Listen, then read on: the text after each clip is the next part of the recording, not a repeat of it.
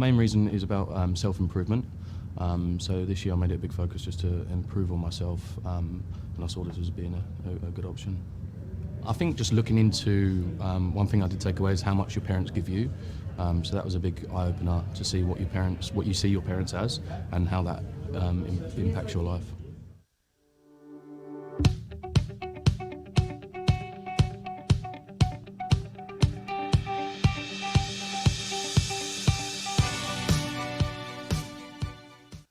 Hi, my name's Amanda and I'm at the Eat That Frog course with Daniel Tolson, and I have learnt so much about myself and how to organise my life. So thank you, Daniel. Hi guys, my name is Vanita and I've just finished 3 days of Perform at Your Best with Daniel Tolson from the Tolson Institute. And I can't thank Daniel enough for accumulating the wisdom of thousands of years in this manual. If you're stuck anywhere in your life, if you're not happy in any area of life, get your ass here, you need to do this. Thank you.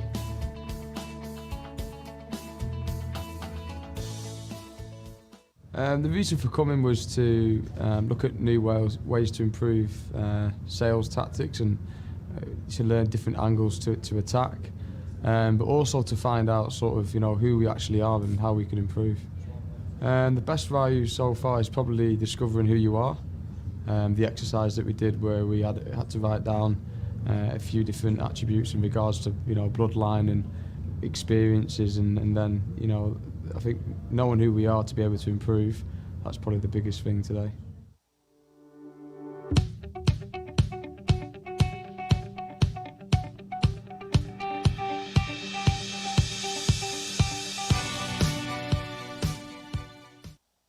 Yeah, hi, I enjoyed the course today, and I think the most important thing is you need to know what your goals are, focus on the main things and eliminate what you can or give it to other people to do.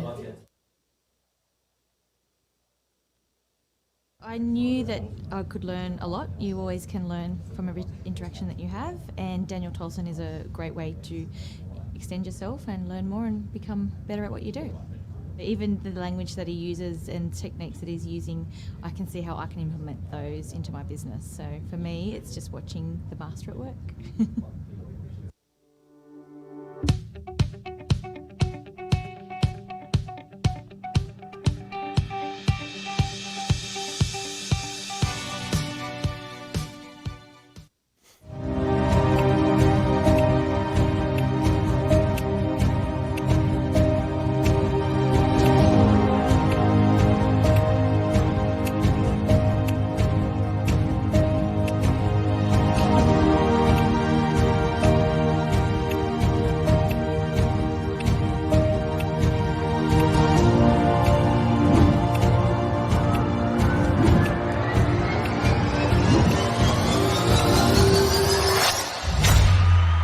Ladies and gentlemen, good morning. Good morning, good morning, good morning. Welcome to day number 2 of 100x DNA Masterclass. Go to the chat box, say good morning to your teammates. Welcome everybody, and say hello to your friends in the chat box. Ray, good morning to you. Shankar, good morning. Lucas, good morning, good morning, good morning. Well, I hope you're all ready to take your business and your life to the next level, because today we're going to be doing that. With more than 20,000 people already enjoying the benefits of this program, there's people like you out there every single day achieving their big ideas. Firstly, I'd like to congratulate all those people who applied and were accepted into our mastermind. Congratulations. Congratulations. And for those of you who we have not spoken to yet, today my team will be speaking with you personally, and we're going to be looking for more people to partner with. And I'm willing to invest $70,500 into your big idea. So make sure you submit your applications today, because applications will close today. During today's program, you are going to receive more practical ideas per minute than any other program out there. So make sure those bellies have plenty of food in them. Make sure you've got plenty of energy to go all the way through to 5:30 today. So let me ask you, go to the chat box or raise those hands. How many of you want to live your best life? Give me a wave. How many of you want to live your best life? Lucas, excellent. How many of you want to wake up every day feeling confident and financially secure? Wouldn't you love never have to make an excuse about money ever again? Never have to worrying about what you're going to spend. No more budgets. That's what we want. Excellent. Well, let's make it happen today. Well, it's my belief that 1 million people woke up this morning feeling stuck and not knowing what to do next. And it's because of the 3 biggest problems they face. What are they? Fears, doubts, and limiting beliefs. And we overcome these problems by upgrading our mindset. Remember, our mindset is our internal operating system. And once we upgrade it, then we go from good to great fast. And there's 3 things that you've got to be able to do to achieve that big idea. Firstly, you have to be able to catapult your influence. Secondly, you've got to be able to accelerate your impact. And thirdly, you've got to unleash those new income levels. And over the next day, I'm going to teach you how to make that shift. So who's ready to start living life on their terms? Are you ready to become an impactful leader? And would you like to leave a legacy for generations to come? Yes, Sarah, me, Michael, me. Excellent. Well, let's reflect on day number 1. What were your wins yesterday? I'd like everybody to go to the chat box and I want you to share at least one takeaway, one win. What did you learn about yourself? What did you remember about yourself? Because sometimes we have these big dreams, these hopes, these desires, and we forget about them. We have these strengths and we forget about them. And sometimes it just takes a coach to remind you of those strengths. So go to the chat box and tell us all, what was your win? What was your aha moment? What was your breakthrough moment? I want you to go to the chat box. Or if you have a question on anything from yesterday, type up your question in the chat box below. Alex, the power of NLP and reprogramming your mind. Did you like that NLP intervention with Gerald yesterday? See, within Gerald, he had a limiting belief that he couldn't provide for his family. Now, he didn't understand that until he worked with me and we started to do coaching. What he could see was he could see himself procrastinating. He could see that, but he didn't know why he was procrastinating. And he had gone and learned NLP from other people many years ago, but it didn't work for him because not all NLP programs are equal. And you saw yesterday, did you see those tears coming out of his eyes? This is a breakthrough moment. And this is what we do every single week in our mastermind. We're helping you have these big breakthroughs so you can achieve those big ideas. Azrina, excusitis. Yes, Azrina, excusitis. It's an inflammation of the excuse-making gland. So everybody, come close to the camera and say, ah. Ah. Too many people out there with excusitis, using money as an excuse. Oh, I can't afford it. I'm too old. I'm too young. I don't have enough knowledge. I don't have enough skill.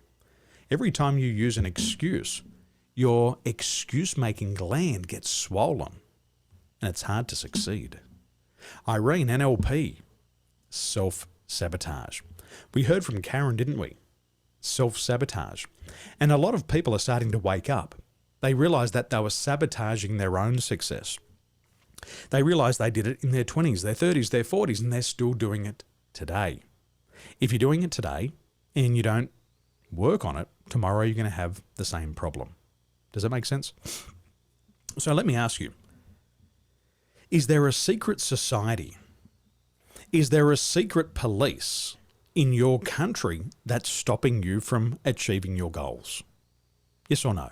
Is there a secret police force in your country where you live in your own hometown that's stopping you from achieving what you want? Has the government said you are not allowed to succeed? Has your government said that? Arena? No, they haven't. Has your God said you, out of everybody on this planet, is not allowed to succeed? Arena? No. Has YouTube come along and said, your videos aren't allowed to go viral? Have they? No. Has Facebook said, I'm only going to let 5 people see your post? No. Nobody's blocking you. Who's doing the blocking? We do the blocking to ourselves. But what do? We blame everybody else. Well, if it wasn't for my mother. Oh, how many people have blamed their parents for their lack of success? If my parents sent me to a better school, if my parents sent me to university, if my parents didn't make me have to work a part-time job, if my father wasn't a labourer, if my mother wasn't a homemaker, I would have been successful. Your poor parents. That's not fair, is it? Your parents didn't stop you from being successful. Your teachers didn't stop you from being successful. Your boss doesn't have a gun to your head saying you can't be successful. Who stops ourselves? We stop ourselves. It's called self-sabotage. And we have to accept that we are the one who's preventing our success. Krishan, the 4 pillars of emotional intelligence. Yes. The first pillar is self-recognition. We have to be able to understand who we are, and we have to understand why we think and feel the way that we do. Let me ask you this. Imagine this. Imagine you're running down the street. You're running down the street. All of a sudden you trip over. You fall forward. You put your arms out in front of you. Your arm hits the ground and goes crack. And then you look down and you think you've broken your arm. So what do? You go to the hospital. And the doctor says, it looks broken. Is that correct? The doctor says it looks broken. Let's do an x-ray. So the doctor sends you for an x-ray. They do a diagnosis. And then the doctor takes your x-ray and holds it up to the light and says, I'm diagnosing you with a broken bone. Is that what the doctor does? Yes or no? Is that what the doctor does? Yes. Now let me ask you this. Do you take the x-ray from the doctor and say, I'm not happy with this x-ray. I'm not satisfied with this x-ray. It says I've got a broken arm. I'm not happy with the result. Would you do that, Thalaga? Hendra, would you do that? No way. The x-ray is always accurate, isn't it? If the doctor has x-rayed your arm and it says your arm is broken, then the x-ray is just showing you that you have a broken arm. Is that fair to say? Would you ask the doctor for a refund? I'm not satisfied. I want a refund. And your arm's still broken? Well, there's people out there like that. So, self-recognition. When you look at your disc report, you might look at it and you might get shocked because you might not know who you really are. And some of these things you'll read and you'll go, oh my gosh, that shocks me. When I read my disc report for the first time, you know what I thought to myself? I must be the worst person in the world. Look at all these limitations. That can't possibly be me. And I took the report and I gave it to my wife and I said, wife, would you please read this? And she said, husband, that is the most accurate thing that you've seen. And the challenge that I had was I didn't have a high level of self-recognition. I didn't know who I was. I thought my strengths were my weaknesses. I thought my weaknesses were my strengths, and I was confused. However, just like an x-ray, this is just going to reveal who you are. And then you have to learn to understand who you are and utilize your strengths. Does that make sense? Yeah. And it's about becoming aware. Krishan, so important. Now, the truth is, here's the truth. Everybody type in 85. Type in the number 85. 85% of the people on this planet lack self-recognition. Is that scary? Ladies, you're married to some of those men. Irina, is that true? Some of you work with a boss who's got very low self-recognition. Is that true? Very low emotional intelligence. Men, some of your wives are in that 85%.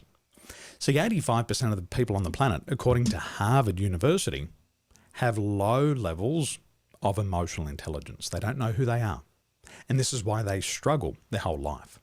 but only 15% of people actually have a high level of self-awareness. So when you go through your report, the only thing that you might struggle with is having a self-understanding. If you answered all the questions honestly, then this will reflect to you the responses based on your answers. Just like going to the doctor and getting an x-ray, this is the x-ray of your mind. But let me ask you, can you see your mindset? Can you see it? Can you see your beliefs? No, you can't. It's all invisible, isn't it? So the DISC report makes the invisible visible, and now you can see it. So go to the chat box, tell me, what did you learn yesterday? What did you learn yesterday? San McGann, yes, there's somebody blocking me.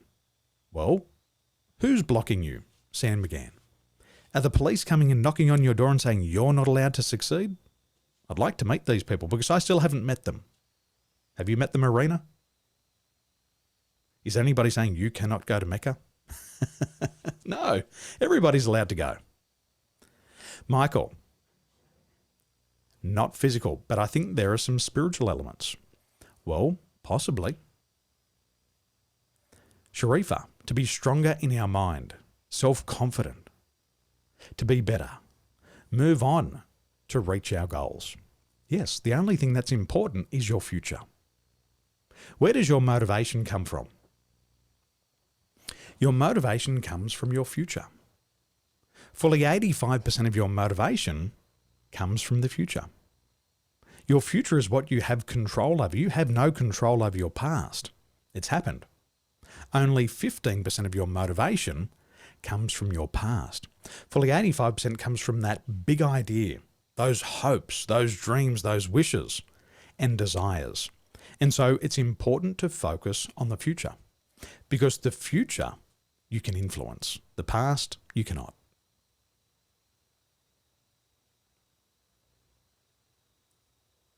Excellent. What else did you learn? Alex, to see yourself for who you really are. Yes. Lucas, to see my strengths in work. Absolutely. If you're applying for a job or you want somebody to work with you, you have to show them your strengths. They don't have the time to try to figure out what you do best. You've got to be able to go to them and say, this is what I do best. Thalaga, anything is possible. Arena, quit the procrastination. Yes, you got to walk the talk.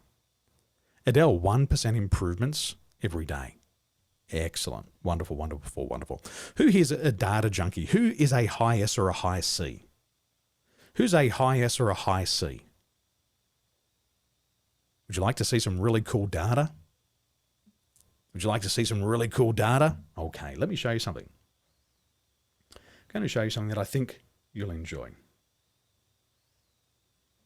So what you can see here on the screen is a special DISC report. And we call this behavioural tendencies. And what I've done is I've taken all of your DISC reports and I've compiled them into one master report. And in this one master report, I can quickly see the strengths and the weaknesses in this team. And in this data here, I can see exactly all of your strengths, all of your weaknesses in a series of pages. And what I do is I go into businesses and I take this data and I show them how to build a company. I show them which people should be in which roles. And quickly here, we can see the strengths and the weaknesses in our team. We can see who's a high D, a low D, a high I, a low I, and we can quickly recommend people to take a certain job or start a certain business based on these characteristics. And in our 100x DNA Accelerator, I'm going to give you access to this technology. And what you can start to do is you can start to build your teams. So as I analyze more than 100 people's data just in this one report, what I can see is that only 10% of this community have a D style. Only 10% of this community has a D style. It also tells me that 42% of people here today have a C style. So if I was building a business, you can quickly see that this business is out of balance, can't you? We don't have enough D styles. We've got too many C styles, and we don't have enough S and I styles. So if we're building a business, we've got to learn to balance this out. We've got to start to recruit different people into our business. Isn't that phenomenal? So I can walk into a company and make recommendations on how to build their business and who to employ based on the disc styles we need. And as I have a look at all of your disc styles here on a wheel, I can see that we have a lot of people over here in this S and C quadrant, which means our group, our community here, will probably move too slow. Who feels like that? Do you feel that change is really slow for you? Who has a really fast-moving boss? Go, go, go, go, go, push, push, push, push, push. Do you have a boss like that?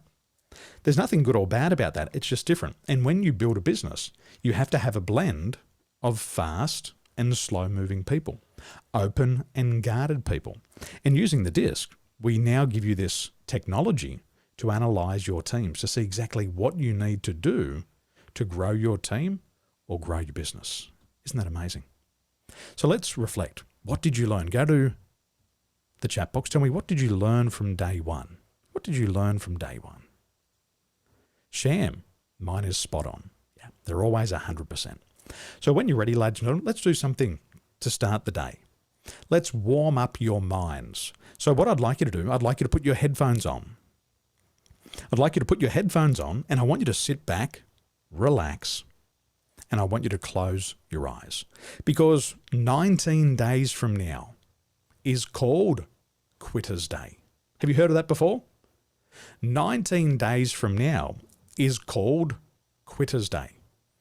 And almost 100% of you will quit on your goals in the next 19 days. Did you know that? We know that the majority of people, they have this big idea, but they quit on it because they don't have the right knowledge, the skills, or the support. See, in business, 71% of the decisions that you make are going to be wrong. But it's no reason to quit. The economy is going to change. Your competition is going to become more aggressive. Your customers are going to abandon you. And that doubt will start to creep in. And you have to be able to see the future to be able to predict it. Is that true? If you could see the future, you could predict it, couldn't you? And you could make changes today. So how do you get ready for the unexpected? How do you get ready for the unexpected? Well, first, you've got to get around the right people. You've got to have the right support. And secondly, you've got to use hypnosis. So who here has heard of hypnosis before? Who's heard of hypnosis? Hypnosis is the fastest way to change your mindset. And in our accelerator program, we do a lot of hypnosis because it's the fastest way to change your thinking. You change your thinking and you change your life. So if you can see the future, you can predict it. So what I want you to do this morning is I want you to have a look out into your future and to be prepared for anything that could come your way. Are you ready to do that? Okay, so go ahead, put on your headphones, turn up the volume, and I want you to sit back and relax. Go ahead, sit back and relax. Close the eyes, taking a big deep breath in through the nose and letting it out through your mouth. Relax, close the eyes. Take a big deep breath in through the nose and let it out through your mouth. Relax. 3. Take a big deep breath in through the nose and letting it out through your mouth. Relax. And I want you to think. I want you to think about standing in front of a pathway. The left side leading in one direction. The way you are currently travelling, with all of your fears, your doubts, your limiting beliefs.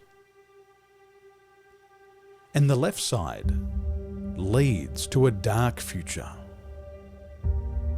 A dark future if you would hold on to those doubts. Hold on to those painful memories and fail to believe in yourself. And now, examine your life living in fear. Examine your life with doubts. Examine your life as a nobody. Nobody to support you. Doing it all alone.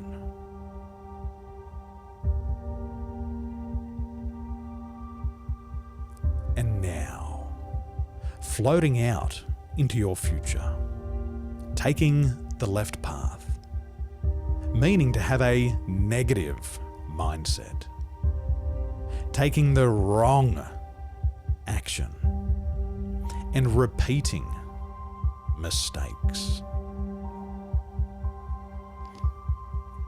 How will your future be 1 month from now? And notice how disappointing it feels.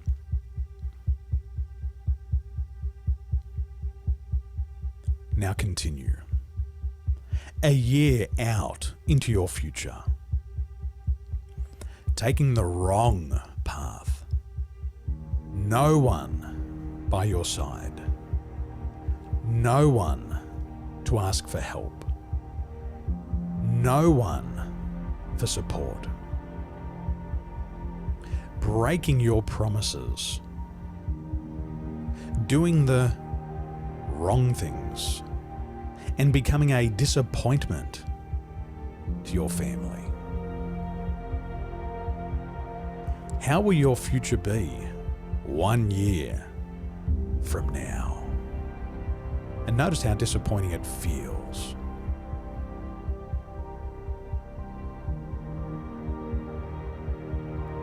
And continue. Continue 10 years out into your future.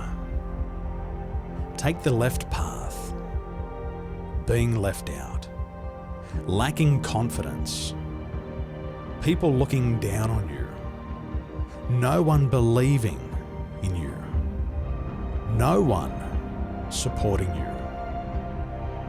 How will your future be 10 years from now?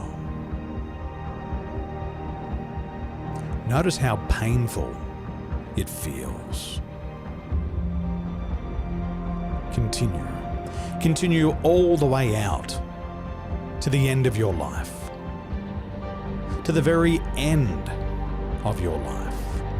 More fear, more pain, stuck in your comfort zone, never achieving stability, never gaining financial stability, and nobody remembering your name. And notice how painful it feels.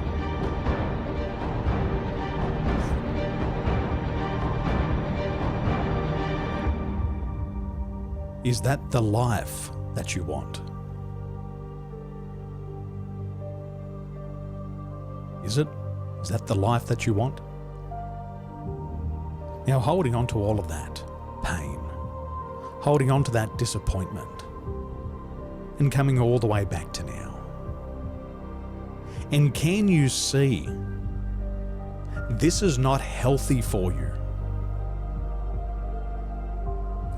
Can you now see where life could go wrong? Can you now see how failing to act is going to ruin your future?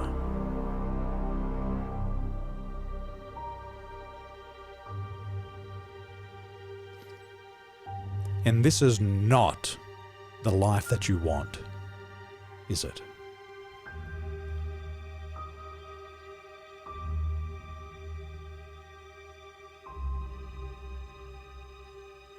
And as you come back to now, on the count of 3, you'll open your eyes, knowing that this is not a risk that you're prepared to take.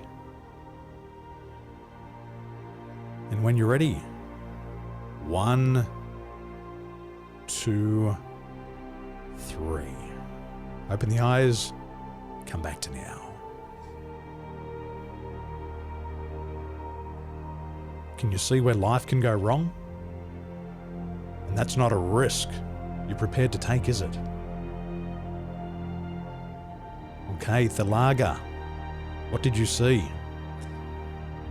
Thalaga Krishan, good morning, how you doing there?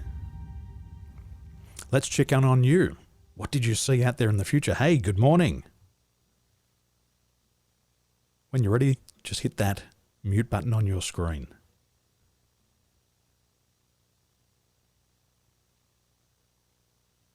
Hey Thalaga, how you doing there?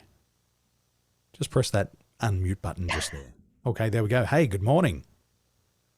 That was a big one. I did.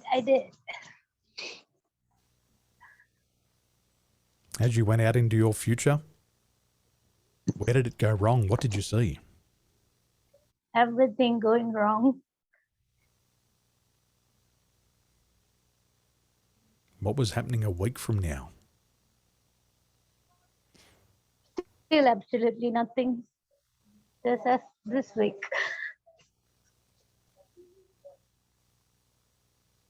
And what was happening a month from now? Still the same.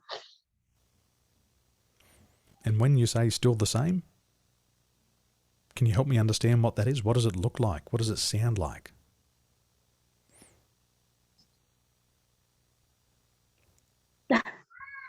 I don't know how to explain, but it was very lonely.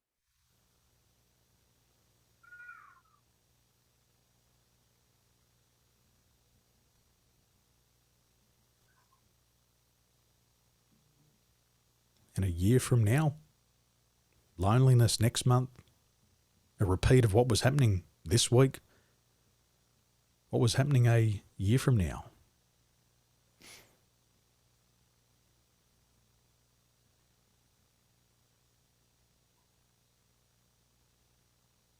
Very grim.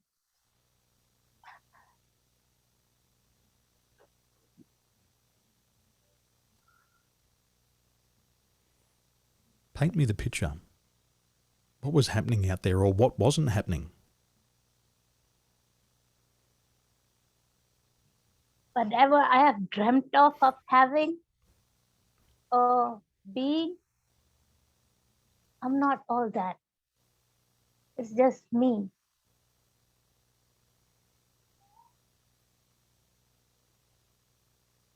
So all the things that you dreamed of, that you wanted to become, isn't there. What was there instead? Rather than having all those hopes and dreams and wishes, what was taking place? Absolutely nothing. Absolutely nothing was taking place. And as you went 10 years out into the future, another 10 years, taking the path on the left, what was happening 10 years from now? I thought I'd be dead by then. I seriously thought that.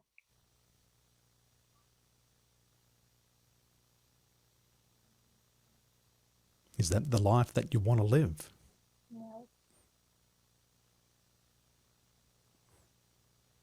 Is that a risk you're prepared to take? No. So if we knew what was going to happen in the future, we could change what we did today. Would that be fair to say? Yes. Because all of you have been out there a week, a month, a decade, to the end of your life, and even 10 years from now. All those hopes, dreams and wishes are still not there. And if we can see that, We can change what we do today. So starting today, Thalaga, what is it that you need to start doing differently? First thing, I have to stop my limiting belief. I have to believe in myself. One thing I failed to do until now.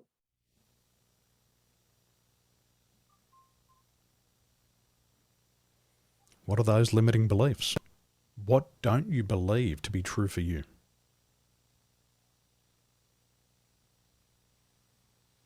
It's always I can't do it. It's just that I cannot do it.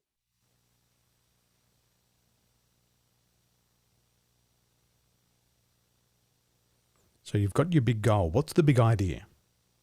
What's the big thing that you want to work towards? I want to start up my own business, clothing line. That's my biggest goal right now. Do you believe in the law of attraction, Thalaga? Yes. Do you believe that the law of attraction will always bring to you what you need at the right time? Yes. Divine timing. Yeah. Good. So open your eyes and look at me. Ask me, Daniel, what businesses have you owned? Daniel, what business did you? Well, I'm glad you asked, Thalaga, because I owned one of my country's most successful clothing companies. Oh, And I designed, manufactured in China, imported to Australia and shipped around the world. I had 52 shops across Australia selling my own clothing brand. I sponsored and invested in hundreds of athletes to help them get a start in their sporting career. I personally was an Australian champion athlete, featured on the front cover of magazines, on the news, on big posters. And I took my own clothing brand and I had 52 shops around the country selling those clothes. I had an online store. This is all the way back in 2000 to 2007. I had an online store making thousands of sales every year. Now, do you believe in the law of attraction? Do you believe you will attract into your life the people you need to meet at the right time to help you to get to the next step? yes, yes, yes. So you've got a dream that I've already achieved. Do you think I might know a lot about this? About the obstacles, the challenges, how exciting it is? So, you've got a big dream, and now you're in a community of people who have done what you've done. And now once you get rid of your bullshit stories and you stop saying you can't, once you get past that, then you can start to receive these gifts. Interesting, isn't it? Yes, yes, yeah. Interesting. You wouldn't have known that until you had this breakthrough moment. If I've had 52 shops in my own brand, do you think I can help you? Yes, you can. Absolutely. Absolutely. Okay, you'll be fine. You know what can happen if you don't take action. You know what can happen if you keep telling yourself these bullshit stories.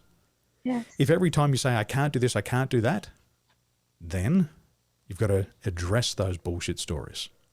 Because I know people who have taken a dream that nobody believed in, but they believed in it. And they turned it into a beautiful lifestyle.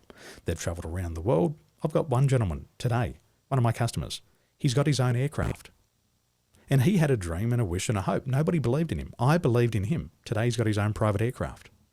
So if anybody wants to have their own private jet and have hundreds of people working for them, we know how to do it.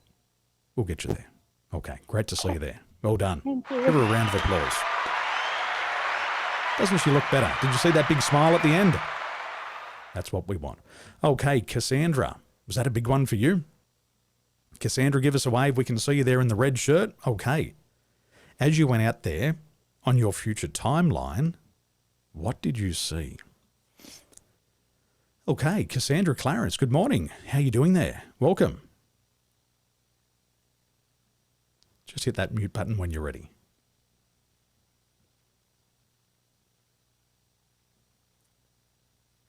Just press the unmute button. Okay, can you hear me? I can hear you clearly. Good morning. How are you Hi, doing good there? morning. Hi, good morning, Daniel. That was a big one for you. I was watching you. Okay.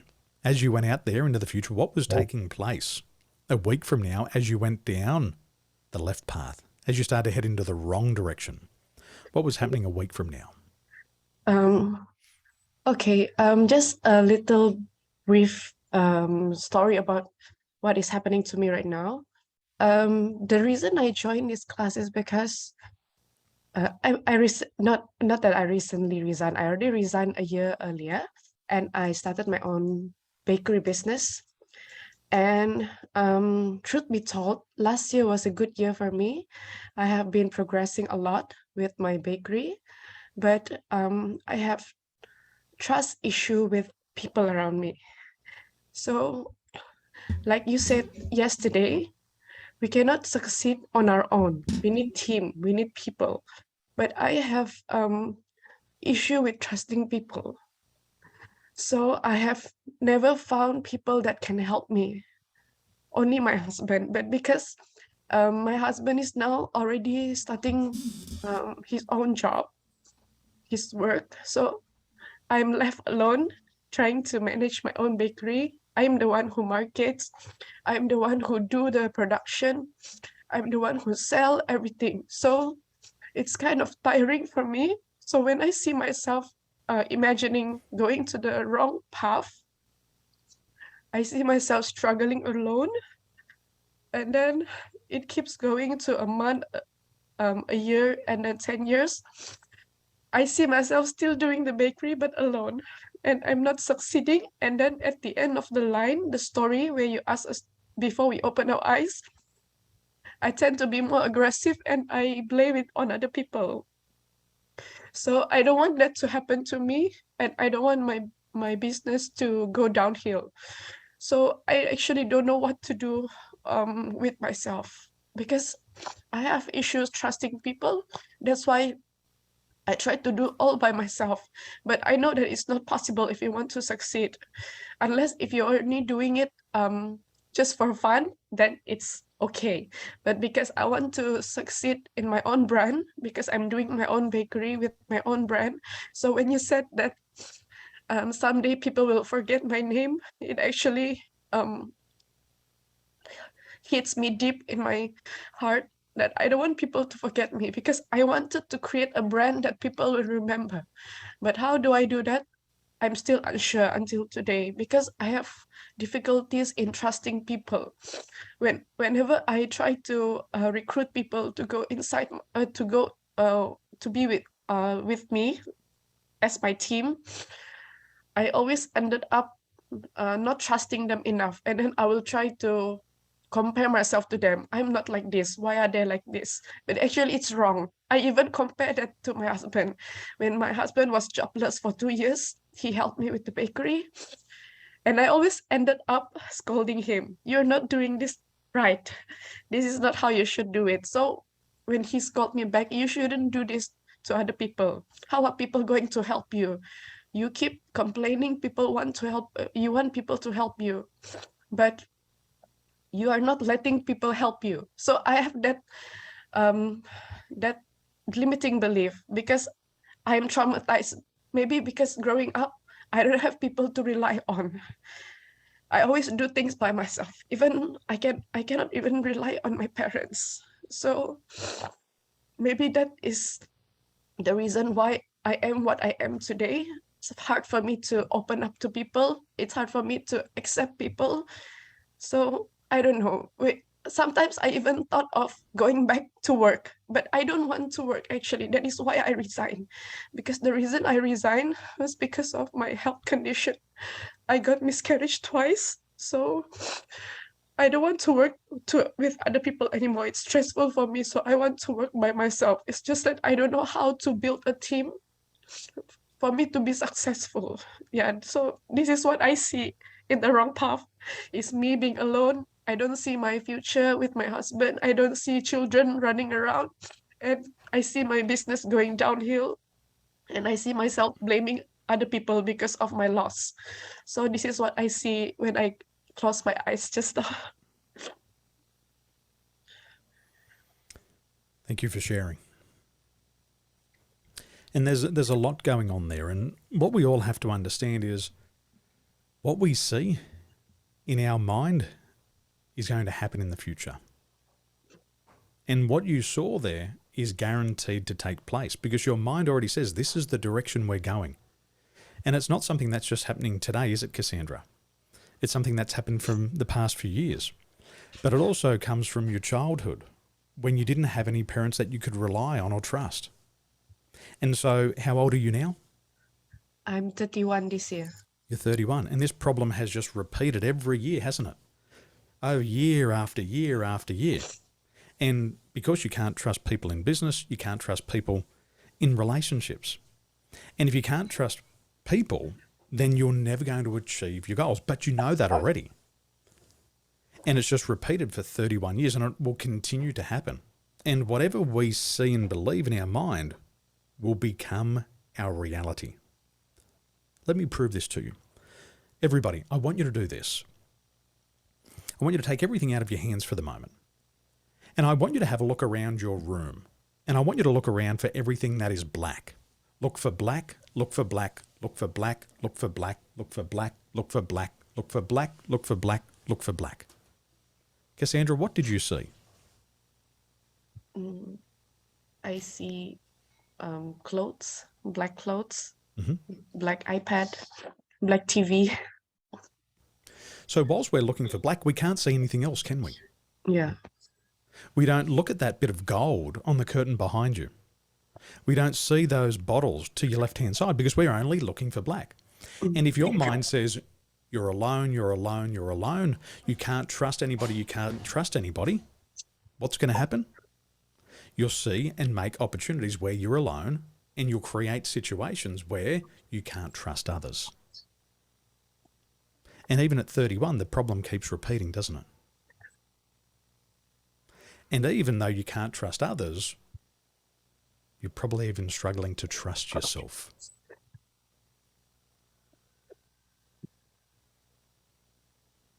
True? True. So, in summary, when we have this problem, the first thing is we lack, everybody write this down, it's called sensory awareness. We lack sensory awareness. And we don't know how to use our senses correctly. Sight, sound, feeling, smell, taste, intuition. It's called sensory awareness. And what happens is we've made mistakes in the past. Somebody's scammed us or taken advantage of us. But what do we say to ourselves? Why was I so stupid? I knew I shouldn't have trusted that person. And although we blame everybody else, like you said, Cassandra, who are we really blaming? And we don't accept responsibility, do we? We say, this is me. I did this. I got into that relationship. I gave them the money. I didn't hire them. My bullshit story got in the way. And so one of the things that we spend a lot of time on in learning NLP is learning about sensory awareness. And sensory awareness is being able to see these patterns of behaviors in other people. And you've got to learn the skill of who to trust and who not to trust. In NLP, we teach you how to read people's eye patterns, to look at all the different directions their eyes are moving, so we understand what's happening in their brain. In NLP, we learn to ask questions about other people so we get the right answers, so we know who we can trust and those who we shouldn't give our trust. And what happens is we feel powerful. Who here feels disempowered? The lager, you're sitting there week after week, you don't achieve your goals, you feel disempowered, don't you? But once you start to get the right knowledge and skills, you start to feel empowered. And once you trust yourself, then you can trust others. Like I asked the question yesterday, can you lend me $1 million? If you don't have $1 million, you can't lend it to me. If you don't trust yourself, how can you trust anybody else? True, Karen? So we've got to learn to trust ourselves. And that's why we learn NLP, because we've got to learn that. That's the first thing. The second thing is DISC. See, Cassandra, when we look at your disc style, what happens is you first of all got to learn about yourself. Mm. And for you, with your high I style and your low S style. So let me show you this. High I and low S, those two ones there. What will happen is you will give trust to people really quickly. And in the past, you would have trusted people too quickly without asking the right questions, and then you would have been taken advantage of. Is that true? Yes. Didn't ask enough questions or didn't know the right questions to ask. Yes. And these things you can start to learn as you start to explore your disc style. So you've got a great personality style here for a business. You've got the right strengths. And now what you've got to do is you've got to build other people on your team. And to build a successful business, you can't employ more people like you. You've got to employ people who are not like you. Okay. Because that's how a business works. There's no point having 10 Daniels in a business and nobody else. It doesn't work. I've got to have my style and then I've got to build teams of people around me. But we don't really understand other people because people aren't like us. Your husband, I'd love to see his disc profile, because if we had a look at his disc profile, you'd quickly understand the difference between you and your husband. See, one of the things for your style is your I style likes to get a lot of social recognition. Your style fears rejection. Yes. And these are the things that we've got to learn to deal with as we build our businesses. So, the direction you're heading in at the moment, is that where you want to keep going? Not trusting yourself, not trusting others, blaming other people. Is that going to make this big dream come true? No. No, you want babies. You want children running around. You want to be a mum. You want to give them the childhood that you didn't have. And you have to become that person, first of all. And as you do that, then everything else will take place. Okay. Thanks for sharing. Thank you, Daniel. My pleasure. My pleasure. See, once you can see the future, you can predict it. And then you can come back to now, and then you can say, well, that's not the direction that I want to go. And these are the obstacles that I've got to overcome. But if we fail to take action, what's going to happen, Thalaga? Same thing as last week. A month from now, nothing happening. A year from now, the same problems. 10 years, I might even be dead. It's not where we want to be, is it? Who gets in our own way? Ourself. So, the good news is if it's only us, then we have 100% control over ourselves. Is that true? You can't control the government with your one vote, can you? Let's be honest. No, but you can control what you think and feel at any given moment. You can't do anything about anybody else but yourself. And that's power, that's empowerment. So you can do it. So let's talk about self-management for a moment. Self-management. Self-management is the ability to get out of any mental and emotional rut that you find yourself in. And Cassandra, as she so eloquently described it, she's in a mental and emotional rut. She's got this business, but she's struggling to trust others. She's blaming others. And that's okay. She's aware of it, and that's the first step. The second step now is to be able to manage these emotions. It's about taking control of those bullshit stories. So self-management is the ability to get out of any mental or emotional rut that you find yourself in. So be honest with yourself. Go to the chat box. How long have you been in this mental or emotional rut for? Honestly. How long have you been in that mental or emotional rut for? Arena, forever. Cassandra, a long time. See, if we've been in it for a long time, it's like going to the gym. Who's ever been to the gym before and lifted weights? You go to the gym every day and you lift weights, and what happens? Your muscles get bigger. True? They get bigger. Now, what if you keep telling yourself a bullshit story every day? Forever. What do you think happens to that story? Gets stronger, doesn't it? It's harder to break through. It builds up. So our emotions and our bullshit stories are also like a muscle.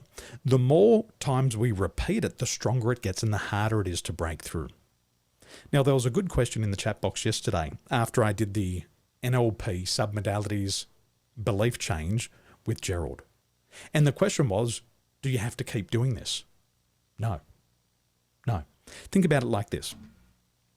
Who's got an Apple iPhone or a Samsung or something like that? Every now and then, they send you an update for the phone, correct? And you just install the update and immediately the phone starts to operate differently. The same with the NLP. These things you only have to do once and the mindset changes immediately. Like the lager before, did you see her crying at the start? Oh, and then by the end of the conversation, and I can see her now, she's smiling again. Because she's had a breakthrough in her mind and going, oh my gosh, I actually can have what I want. And all I've got to do is stop telling this bullshit story. Truth, Alaga, I can see her smiling. She's glowing from here. So you only need to do those things once. And you need to identify the other one. So you say, okay, I'll work on this one. Good. That goes. Life gets easier. Next one. That goes. Life gets easier. Just like working on your mindset, it's like going to the gym. Has anybody gone to the gym once and are now fit forever? You've got to constantly be mindful of what you put in your mouth. In success, we've got to be mindful of what we put in our mind. So we've got to constantly work on the mind. So self-management. This is about self-control. It's about discipline, and it's about positive psychology. Now, Inc. magazine, what they say about self-management is what we're really saying is this is about self-control. Now, Cassandra, give me a wave. If you knew how to control your mind, would have you had all those limiting beliefs? Not at all. You'd have your babies, they'd be running around, you'd have your bakery business, you'd be successful. But the challenge is, and it's not your fault, nobody ever taught you how to control the mind, did they? Did your mum and dad sit you down and teach you how to set goals? Did they teach you how to deal with stress and anxiety? Did they teach you how to overcome fears and doubts? Did they even talk about that stuff? Not in my family. Nobody in my family ever taught me anything. You don't talk about emotions. You don't show your emotions. You don't get upset. You don't get angry. You got to be like a robot. Nobody to talk to when things are bad. So for most of us, we've had that same thing. But as parents, if we want our legacy, our children to have a better life, we've got to start to teach them these things. So for example, with NLP, my daughter at age 10 can identify when people have a limiting belief. She'll say, Dad, that's a limiting belief. Mum, that's a limiting belief. Every morning on the way to school, me and my daughter do affirmations. We do affirmations every day because I know when she's your age, life's going to throw challenges to her. Yes, people will take advantage of her. Yes, people are going to lie and scam her. That's going to happen. It happens to everybody. However, she's going to be prepared for it. Because in here, she knows how to control her mind. She said to me not long ago, she said, Dad, she said, there's two things about me. And I said, what is it, baby? She says, firstly, I'm very angry. She says, I'm a very angry person. Imagine a 9-year-old saying that.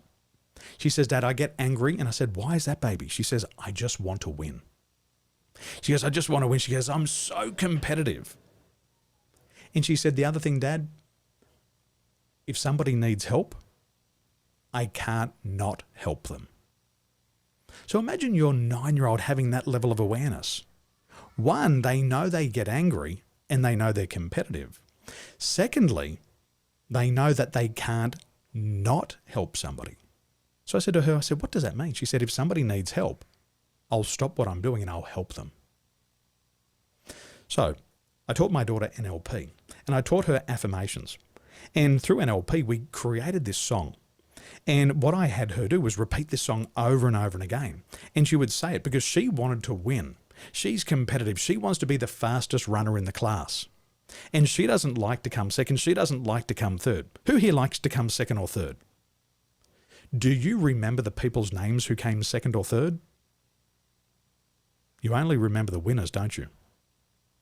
And that's what you want. You want to be the winner. You want to be number one.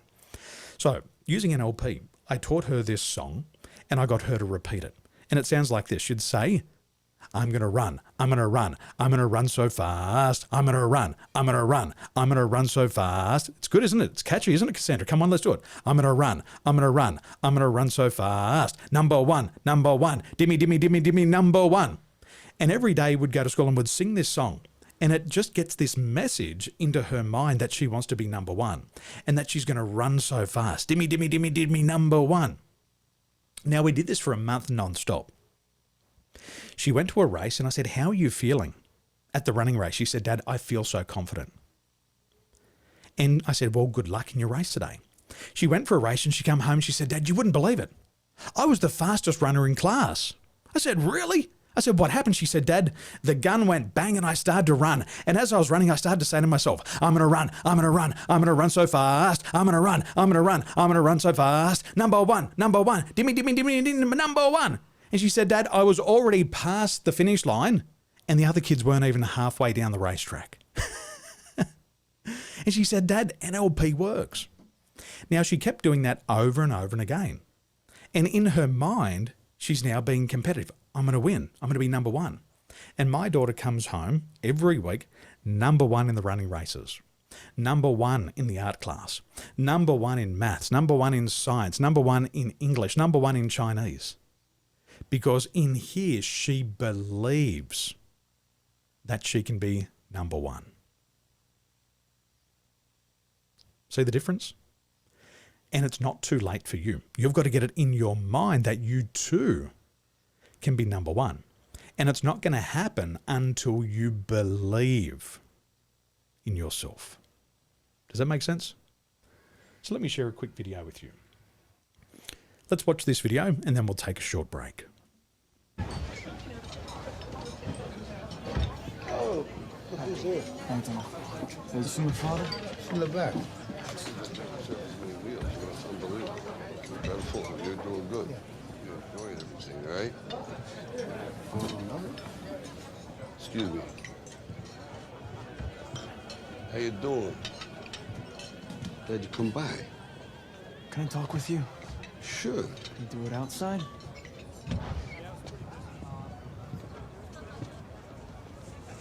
So you're going through with this? Yeah, I start training tomorrow.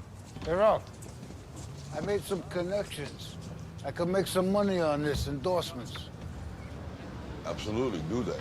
Thank you, Ralph. Sure. Okay. So you nervous about the fight? They're scared to death. You don't look scared? Well, you ain't supposed to. Then you don't have to do it. Yeah, well, I think I do. You know, living with you, it hasn't been easy. People see me, but they think of you. Now with all this going on, this is gonna be worse than ever. It don't have to be. No, sure it does. Why? You got a lot going on, kid. Oh, what, my last name? That's the reason I got a decent job. That's the reason why people deal with me in the first place. Now I start to get a little ahead. I start to get a little something for myself, and this happens. Now I'm asking you as a favor not to go through with this, okay? This is only gonna end up bad for you, and it's gonna end up bad for me. You think I'm hurting you? Yeah, in a way you are. It's the last thing I ever wanted to do. I know that's not what you want to do, but that's just the way that it is. Don't you care what people think? Doesn't it bother you that people are making you out to be a joke and that I'm gonna be included in that? Do you think that's right?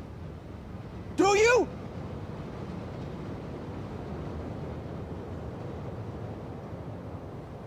You ain't gonna believe this. But you used to fit right here. I'd hold you up and say to your mother, this kid's gonna be the best kid in the world. This kid's gonna be somebody better than anybody ever knew. And you grew up good and wonderful. It was great just watching you every day. It was like a privilege. Then the time come for you to be your own man, and take on the world, and you did. But somewhere along the line, you changed. You stopped being you. You let people stick a finger in your face and tell you you're no good. And when things got hard, you started looking for something to blame, like a big shadow. Let me tell you something you already know. The world ain't all sunshine and rainbows. It's a very mean and nasty place, and I don't care how tough you are, it will beat you to your knees and keep you there permanently if you let it. You, me, or nobody is gonna hit as hard as life.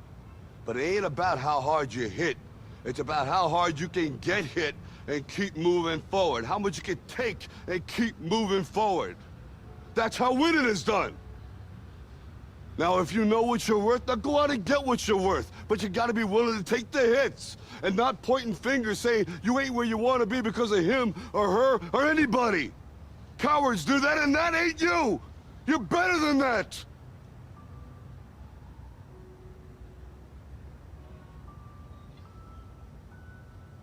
I'm always gonna love you no matter what. No matter what happens. You're my son, you're my blood. You're the best thing in my life. But until you start believing in yourself, you ain't gonna have a life.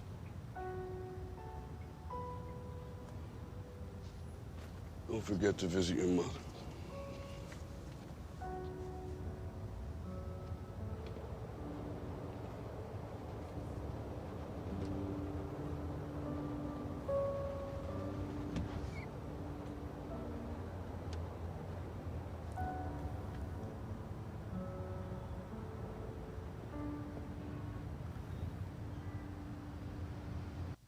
Powerful movie.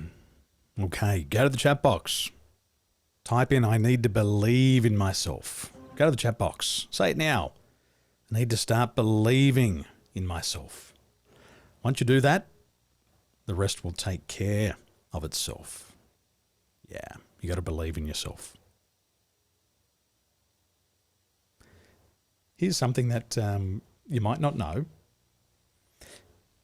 Why do we call the program 100x DNA?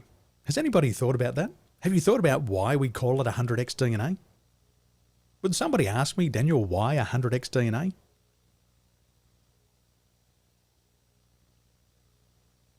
Somebody asked me. Tim, thank you. 100x DNA. Why?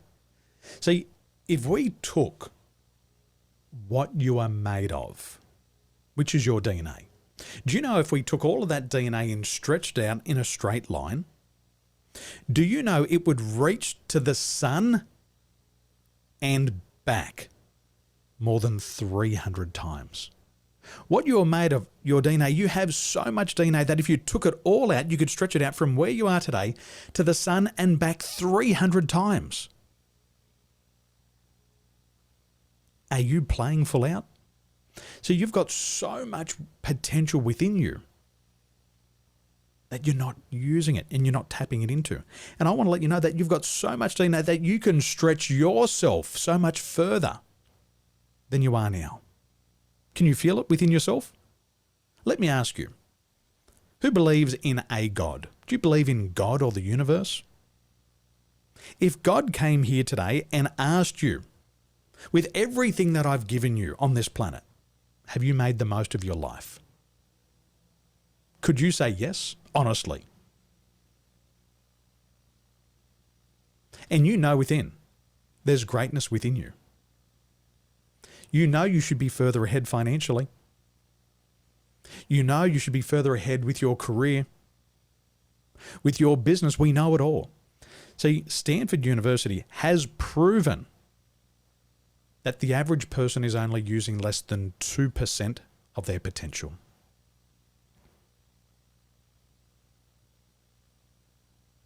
Which means 98% of your potential has gone unfulfilled.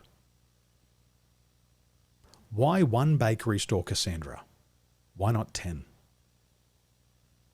And why stop at 10? Because there's people out there in your country who have 100 bakery stores. True? There's people across America who own 1,000 outlets. What are some of these bakery stores? In Australia, we have one called Baker's Delight. It's on every corner store. What's the difference between you and them? It's you just haven't unlocked your full potential. And they've tapped into it. They've taken that DNA and they've stretched it out. I know for myself, there's a trainer in America, Grant Cardone. He just had 1 million people in his event. And that's where I want to be. And I'm going in that direction because when I started, I'd have one person in my event. Some of my events have 1,000 people at a time. I know I can go so much further. And so can you. So enjoy your break for those of you who would like to have the opportunity for me to have a look at what you're doing and to see if our team can help you get there faster and easier. Then what I want you to do is I want you to submit your application for the 100x DNA Accelerator now. Do it right now. So enjoy your break. We will see you back here at 10:15.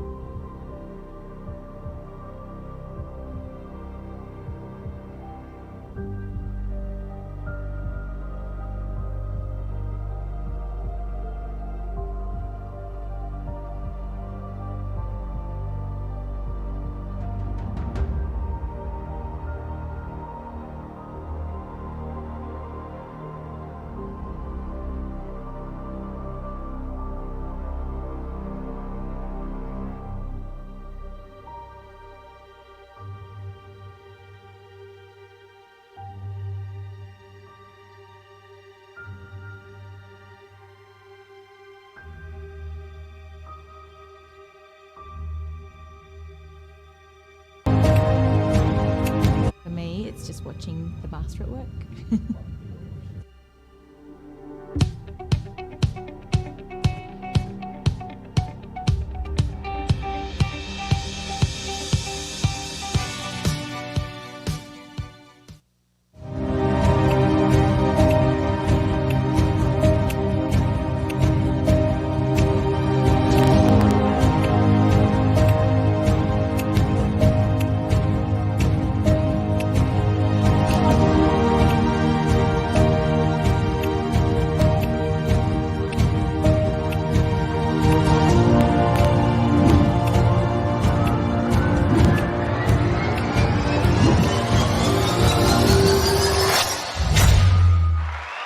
Ladies and gentlemen, welcome back.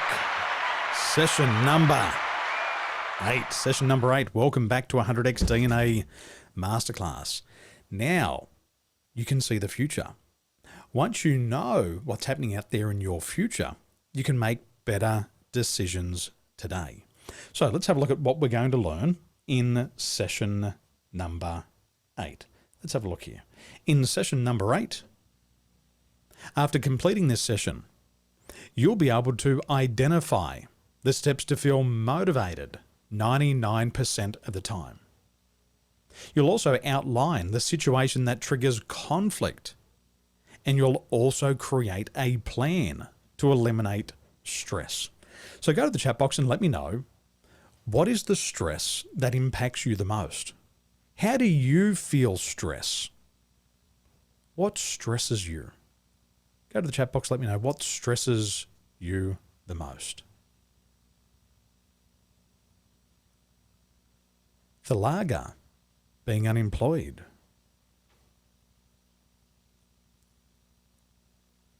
What brings you the most amount of stress? Ray, digital marketing.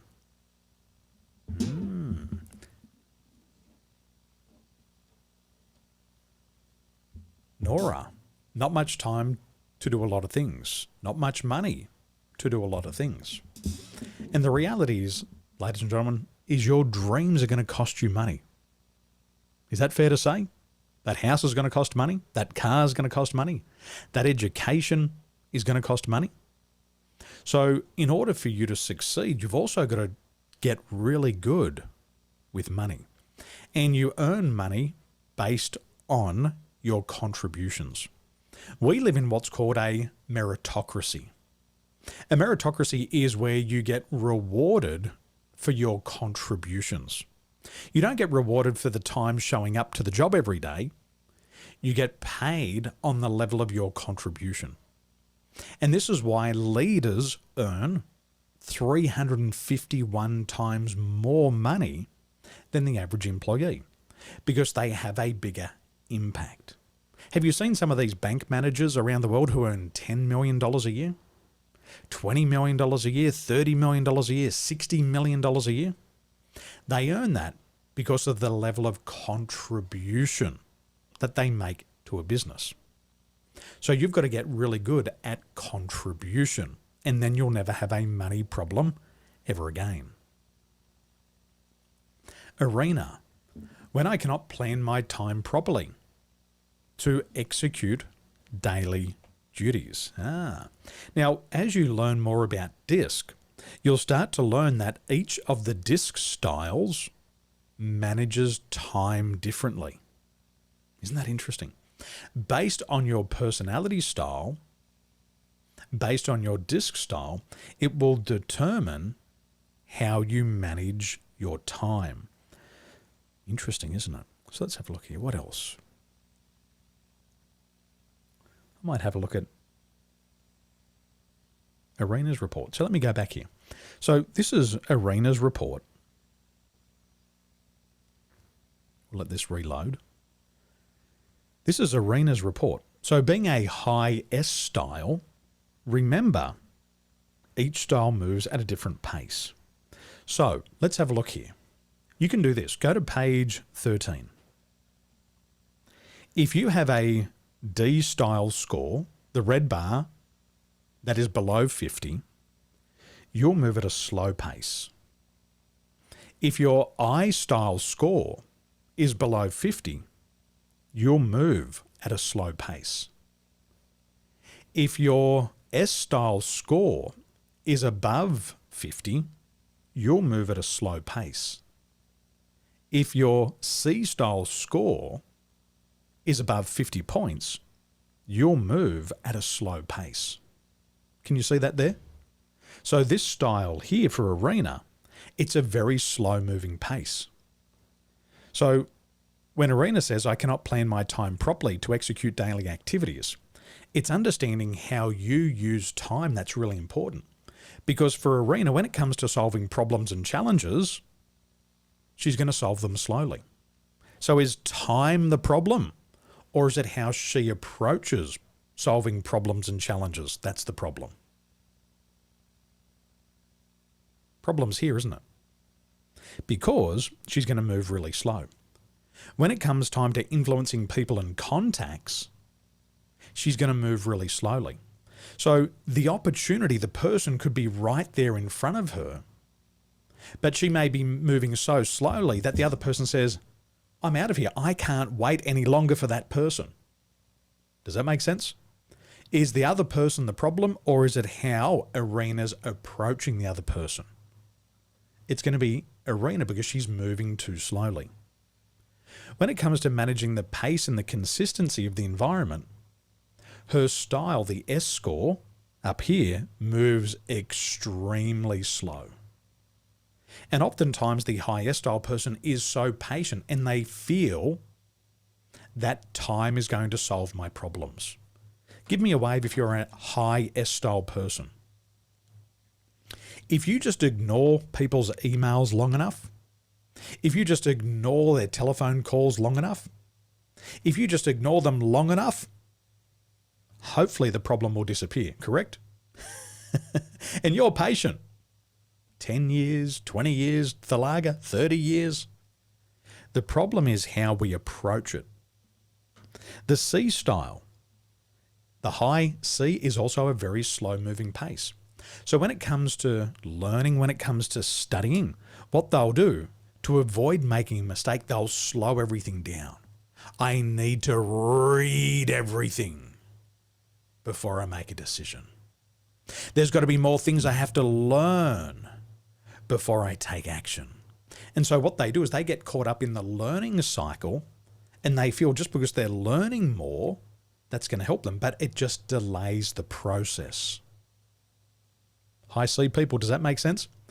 How many of my high C people just get caught up in the details, and then they suffer paralysis via analysis? Course to course, and you still haven't taken action. True? Read all the books, done all the programs, got the masters, got the doctorate, but still haven't got around to applying stuff. Is that true? True. So when we look at our styles, we have to have a look. Do we just move really slowly? And that might be creating a problem. And when I spoke yesterday, we said that there's 4 conflicts. There's a me conflict. So you might be 60 and your time is running out. But if you move really slowly, another 10 years from now, you still wouldn't have got around to do what you said you'd do. Truth, Alaga? Hopefully over time things are going to get better. If it's going bad now, you don't do anything about it, it's just going to get worse. So we've got to learn to understand these different styles. Okay, go to the chat box. Is your disc style a slow or a fast-paced style?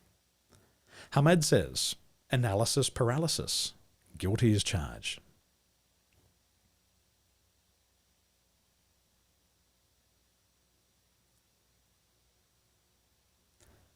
Arena, I don't like my disc report. I love it.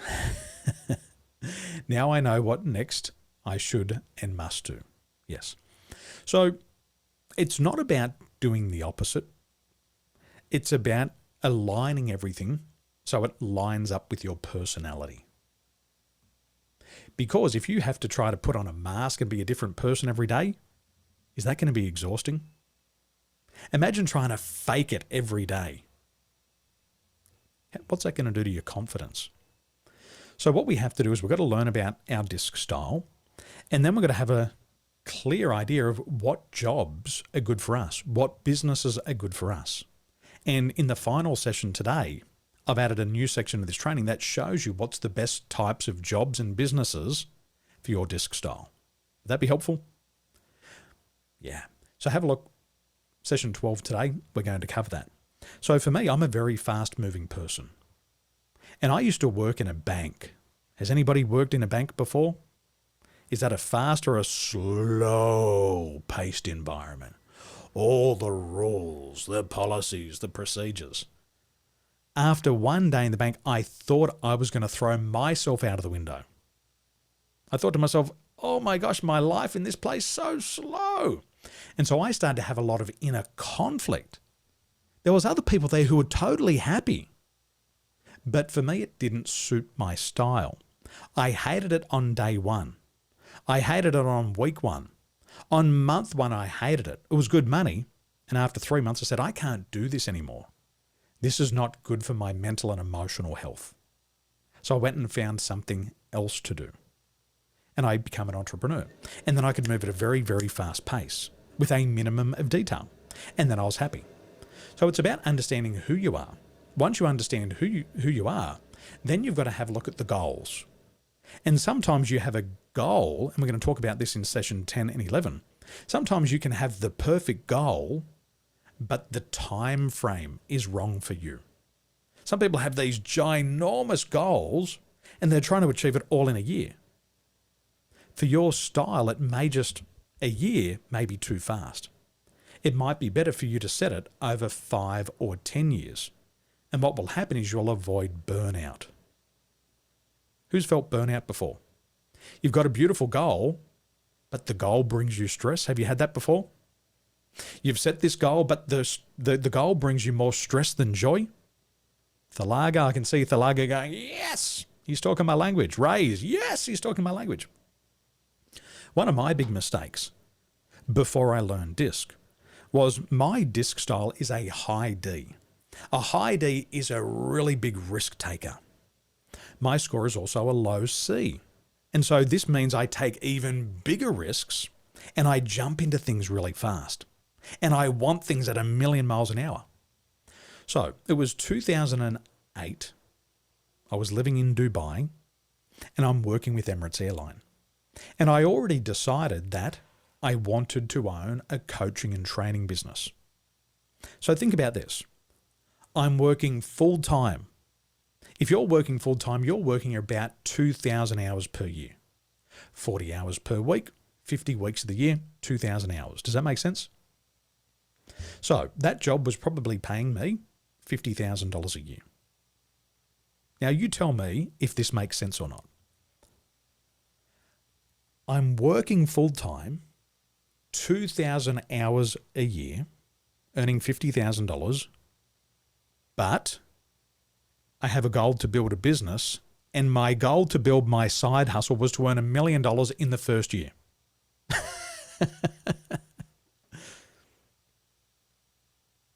Is that a smart goal, yes or no? Go to the chat box. Is that an intelligent goal? $1 million business, starting with no experience, working full-time where I'm only earning $50,000 per year. Is that an intelligent goal? It's a stupid goal. The goal brought me more stress because every day I couldn't achieve that, I felt disappointed. What's wrong with me? Why can't I achieve this? Well, Daniel, you're working 2,000 hours a year over here and you're only earning 50,000. And your goal over here to have $1 million business, you've got no knowledge, you've got no skill. It's too big, too soon. Does that make sense? Arena, yeah, it was a fantasy. It wasn't a goal. It was a fantasy. Now, what if I knew more about my style and realized that a high D sets big goals and they want everything really fast? If I knew that about myself in 2008, I would have set the goal differently. I would have said, well, it's a good goal. I just need more time. Does that make sense? So what if I said, well, to hit the $1 million mark, I'll give it 7 years. Would that be a better goal? It'd be a much better goal. Because think about it. Who here works full time? Do you have a side hustle goal? Can you build $1 million business on 1 hour a day? I don't care who you are, how smart you are. It's not possible. You don't have enough time. You need time to build these big goals. So I brought a lot of stress and disappointment to myself. Are you with me? So for you, as we think about your goals today, it's important to have a look at your disc style. Is your goal too big too soon? Or is your goal too small and too far away? Because the S and the C style people, they're so conservative, they set these really small goals. But does a small goal motivate you? Let's set a goal. I want to increase my income by $1. How motivated would you be to get out of bed this morning to earn an extra $1? Honestly. Would you be motivated?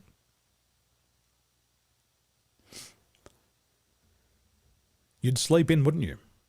Jesse's saying, well, I'd still keep snoring. Yeah, I'd sleep in too. If you set a goal to earn an extra $10 this year, would you invest in yourself? Would you join a $100,000 program? Would you get up early at 4 a.m.? Would you go to bed at 1 a.m. in the morning? No, you wouldn't. It's not motivating. So what I'm saying here is sometimes we set a goal and it just doesn't motivate us. Who here feels like they're not motivated by money? Have you ever felt like that? That money just doesn't motivate you? For me, I'm not motivated by the dollar. I'm motivated by freedom. Darcius, true for you too, my friend? The freedom is more important to me than the money. And I know if I do a really good job at what I'm doing, the money will just take care of itself. Freedom is the goal. So you've got to have a look at your style and say, what's important?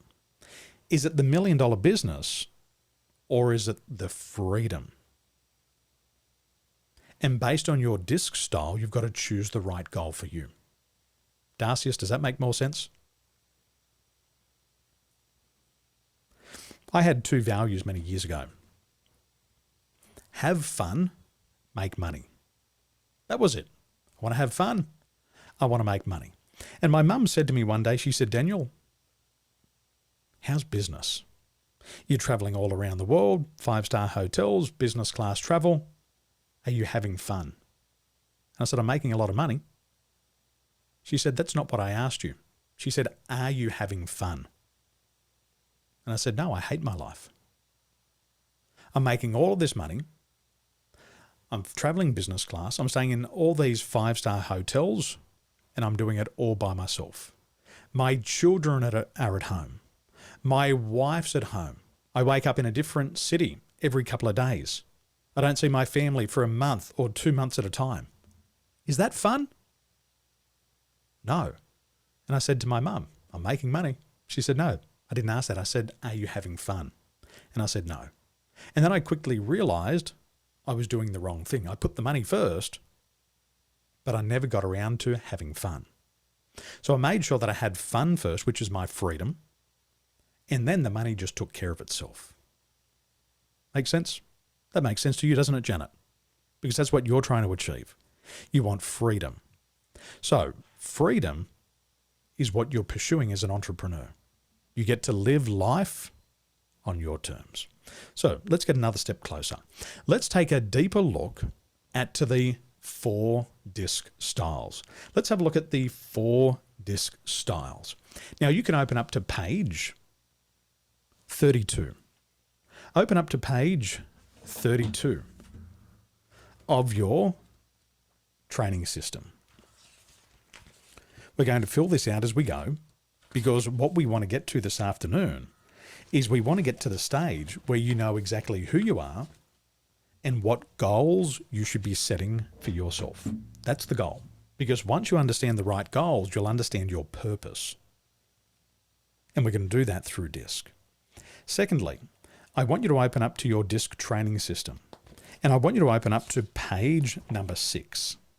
And on page number 6, we have a deeper look at the 4 DISC styles. And this is really important because this gives us a blueprint of our characteristic. So you ready to do that? Okay.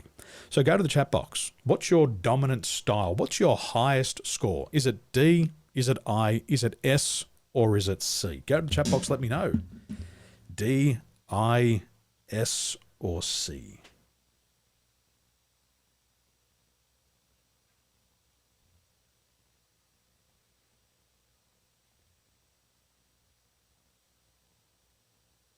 Okay, Wilfred. Ray. Wilfred, are you ready to do some coaching, my brother? Okay, he's done his hair. He's looking suave. He's been smiling all morning. Good morning. How you doing there? Welcome. Good to see you there. Welcome to 100X DNA. How are you enjoying yourself so far?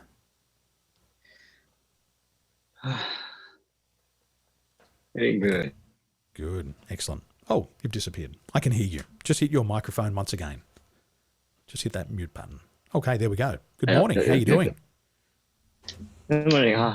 I'm good. How are you? Couldn't be better. Doing what I love every day. Living life on my terms. Okay, my friend, what have you most enjoyed so far? What have you learned about yourself?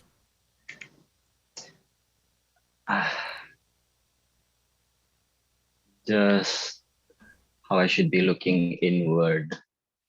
And I learned a lot of things I haven't learned before. What have you learned? What did Just you learn? leadership. Mm-hmm.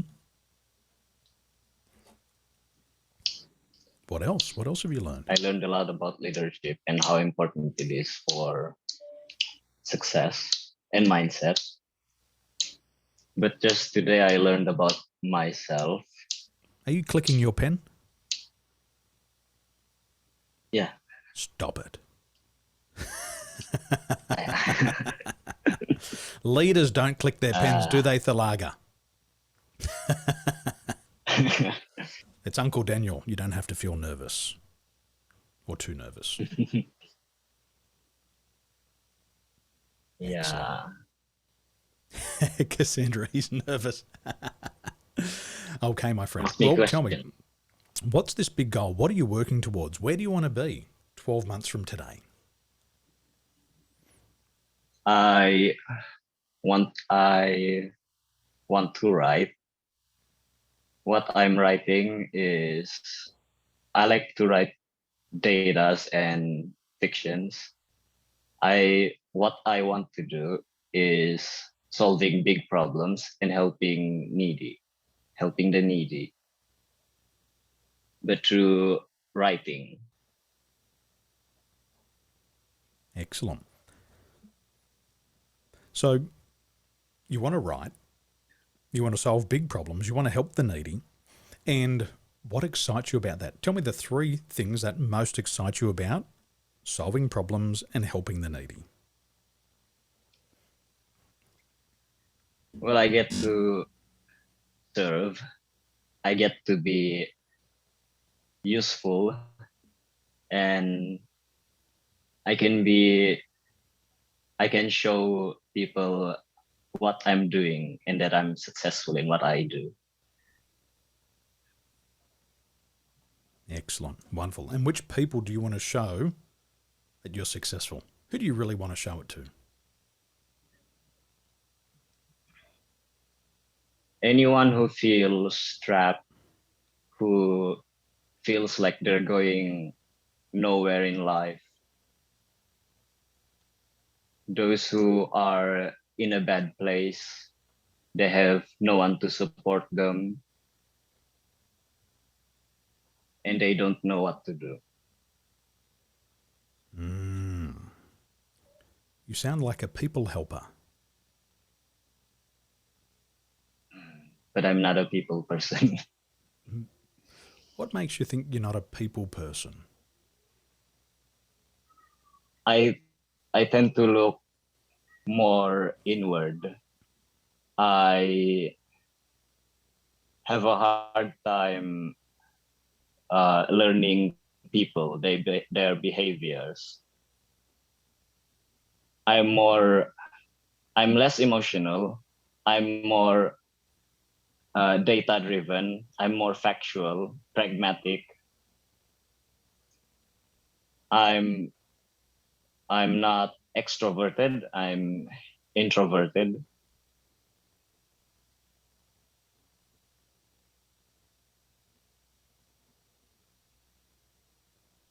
And you're not a people helper? I help people, but Oh, you do? I do, but I don't build connections with them very well. I'm very selective of the people in my life. Very true. Well, we can see that here on your disc report. So the first thing here is the I style. Okay, see that one here? Yeah. This one here. Both your natural and adapted style is less active. So when it comes to influencing people, you'll be more introspective. Often when it comes to people, you'll tend to be pessimistic, quiet, pensive, reticent, or even suspicious. So when interacting with people and contacts, which of those words there would best describe you?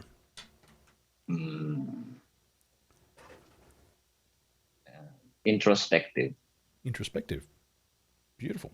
Beautiful. Excellent. Now, you also said that you're pragmatic and you like data. So when it comes to dealing with procedures and constraints, when it comes to following data, we know this is really important to you. So those words there in blue, which of those words would best describe you when it comes to dealing with data? Accurate. Accurate. Beautiful. Excellent. Now, when it comes to dealing with people and building relationships, which of these words would best describe you? Patient. Patient. Excellent. Good. Now, the interesting thing here, Ray, is when it comes to your disc style, yes, it's a high C. The high S style, as you mentioned before, they tend not to show emotion. It's not that they don't feel the emotion, they just tend not to express it. Now, one thing we're going to learn later today is people with a high S style are extremely relationship oriented. Out of all the styles, they care the most about other people. They might not be the most extroverted person in the room. They're probably the most quiet, but they do like to help people. So the S style is a people helper. And a lot of therapists, coaches, leaders, doctors, surgeons, people who work in charities tend to have a high S style. Does that make sense? Because they care for others. So all of us do things differently. And what you can see here is your C style is going to be your most dominant style. So when we go through the 4 disc styles today, let's get a better understanding of who you are. So everybody can follow along as we go through as well. So here, what it says is that you'll tend to act contemplatively. So when it's time for you to take action, what do you go through internally before you actually take action? I look back on how I dealt those in the past. I look at what I can do if my mind or my practical skills is good enough. I always look back and check if I'm ready.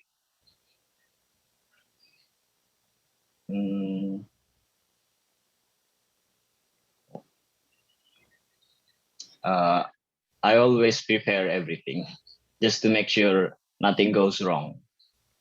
One thing I always focus on my given task is if whether or not everything comes together. Who else has a very high C style? The C style is, I'm going to be 110% prepared. I'm going to be 200% ready. Is that true for you too, Ray? If it's not 100% perfect, you won't begin. So this is true for the C styles. They're very reflective and they like to be really prepared. However, with the preparation, and we'll discover this later on, is they can suffer analysis paralysis. Get too much thinking, too much data, and it becomes more confusing. Now, when the C style is in conflict, it'll tend to avoid people or situations. So when there's a conflict, what does avoidance look like in your life, Ray? I put them off. I sleep on it. I don't take action. Excellent. Any other C-style people feel the same thing? Put it off, put it off, put it off. Now, what you need here, Ray, is when you're looking for things to do, when you're looking for a career, one of your motivational needs is to have standards. And the higher the C score, the more standards and the higher standards that they need. So in your life, what's important to you about standards?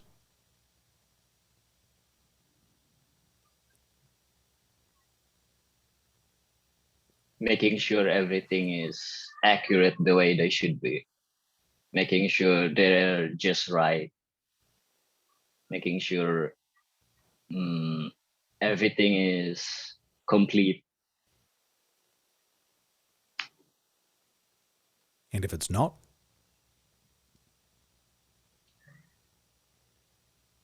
Work on it.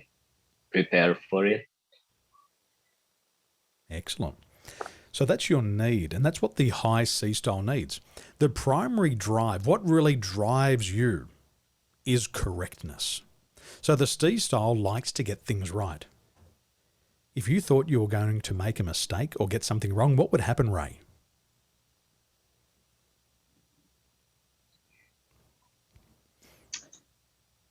The way I see it, if I am not completely prepared or if something goes wrong, I see how it sets me back really far, or at least it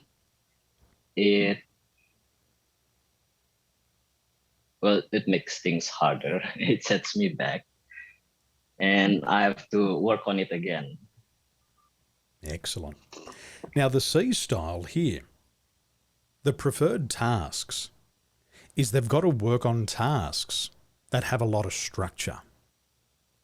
So Ray, for you, if you're in an environment and there's no structure, what does that do to your motivation? What does it make you feel if there's no structure?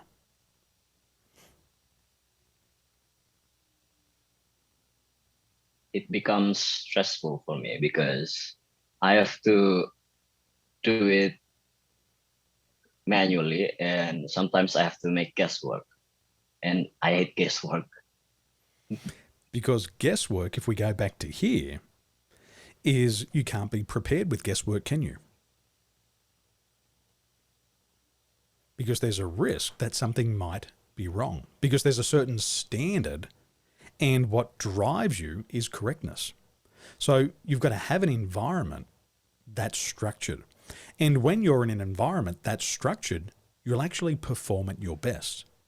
See, for me, as I mentioned before, when I worked in the bank, the system of the bank wasn't the problem. There was a structure for everything.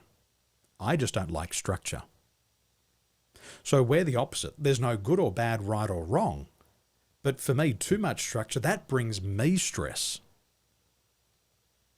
For Ray, a lack of structure will bring him stress. But when he's in an environment that's structured, then he knows what to do. He can then focus on standards in getting things correct. Now let's have a look here. Your personal strength is being an organizer. However, the strength overextended can become over-analyzing everything. So in your life, what does it look like for you when you're over-analyzing everything? What does that look like?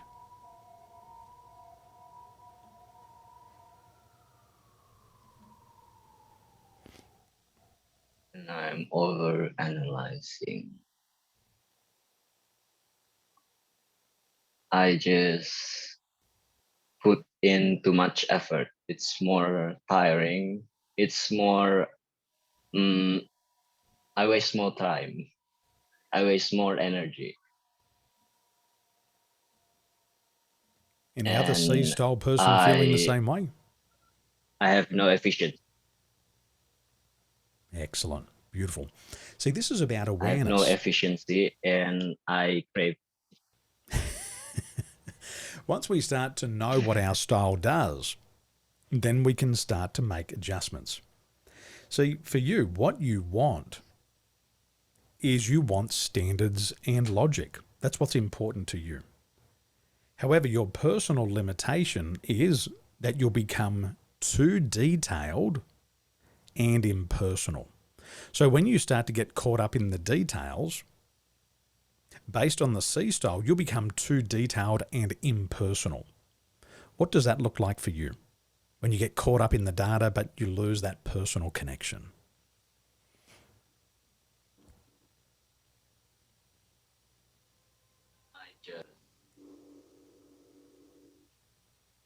I just feel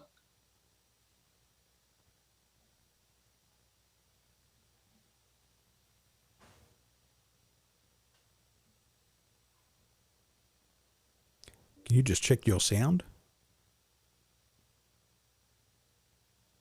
Just give it a check. Your microphone turned off.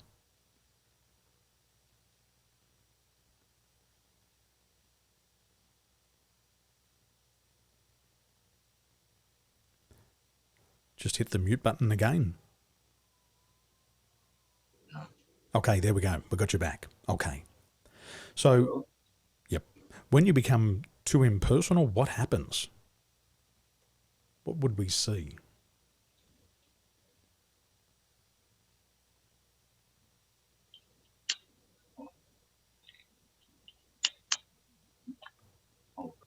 Okay, can you hear me?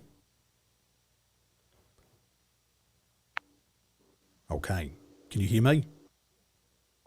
Okay, excellent. So the quality that we're looking at here is when we have a look here on page number 4. So if you're following, page number 6, ladies and gentlemen, you can follow along on page 6. For you, your personal limitation is going to become too detailed and too impersonal. What would this look like? What does it look like for you?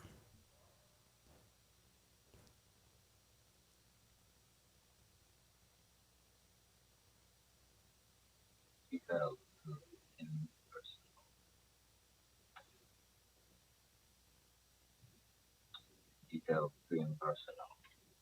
I just get lost in the work. I'm less interactive, and I'm just too much to myself.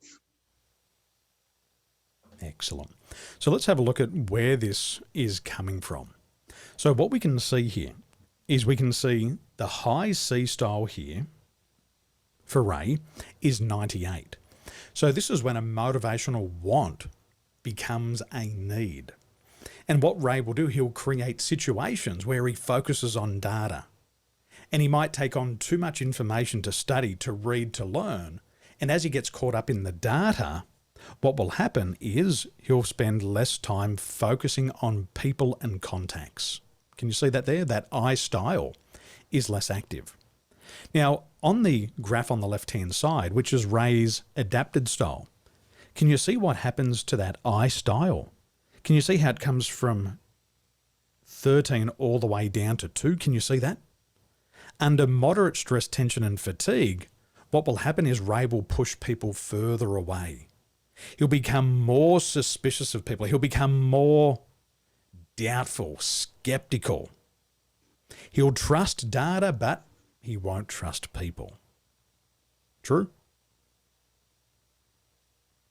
Absolutely. So that's just one thing that you've got to be aware of with your style. Okay, my friend, well done. Excellent.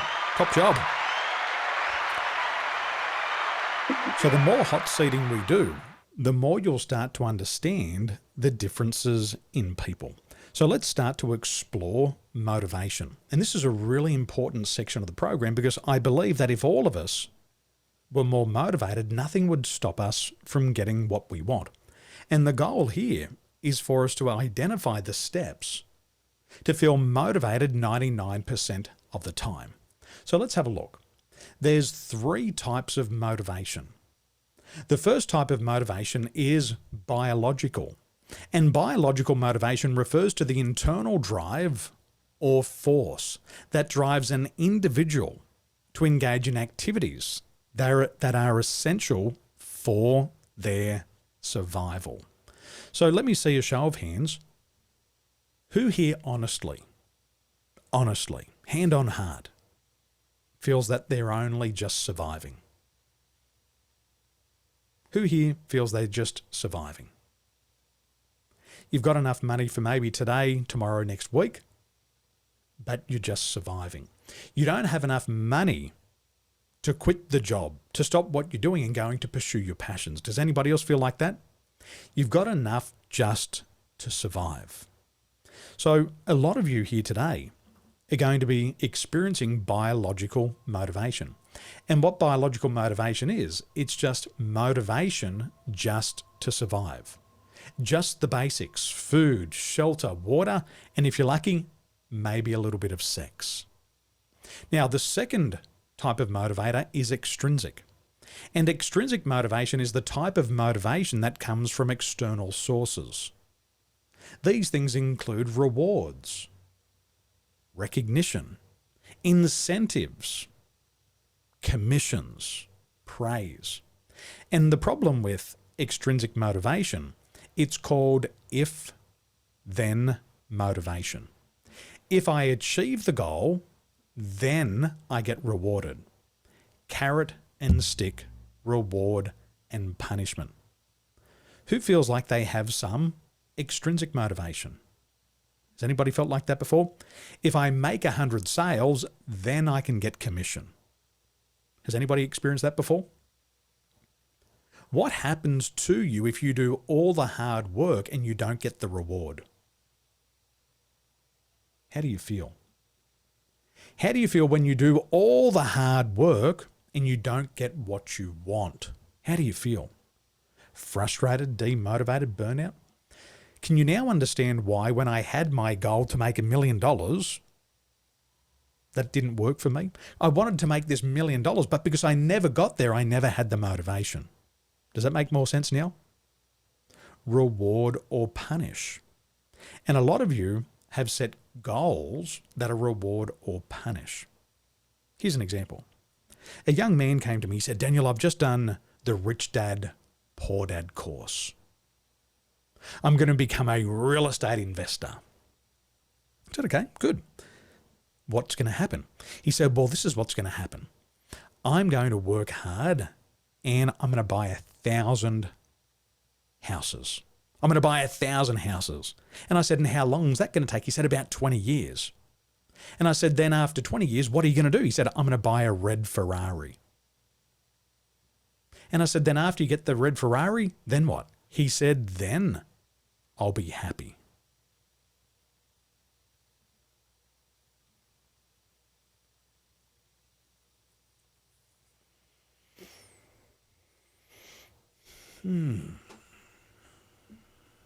What are you thinking, Arena?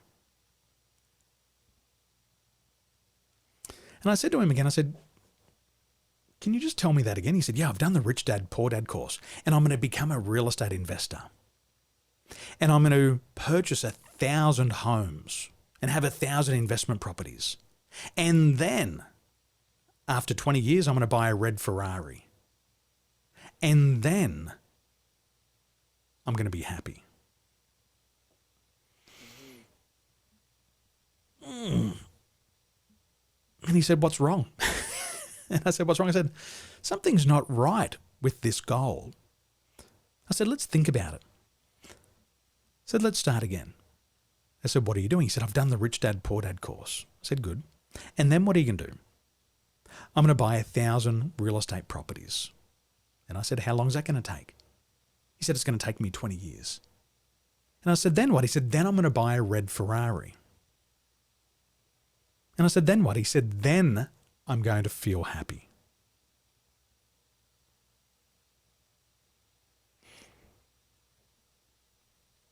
I said, what's the problem with this? What's the problem, Arena? He's going to wait 20 years to be happy. Stephanie, makes sense? He's delaying his happiness for 20 years. I said, if you're going to wait 20 years to feel happy, how are you going to feel between now and then? And he looked at me and he said, I'm going to feel shit. How many of you have been doing the same thing to yourself? Your happiness is determined by what you do. See, your birthright is happiness. And you actually don't have to achieve anything to feel happy. You can feel happy every single day. It's your birthright. And that's why we learn NLP. Because happiness, is happiness a goal? Happiness is not a goal. Happiness is an emotion. And you are allowed to feel happy whenever you want. So why wait? Who wants to wait 20 years to be happy? No. And that's the problem when we have extrinsic motivation. When I get a new job, then I'll feel confident. As a business owner, do you want to employ people who lack confidence? Like if somebody come to you and they had no confidence, are you going to employ them? That person needs to have confidence before they even get considered for the job. True? And a lot of people live their life like this. When I get married, then I'll feel secure. Ladies, do you want to marry an insecure man?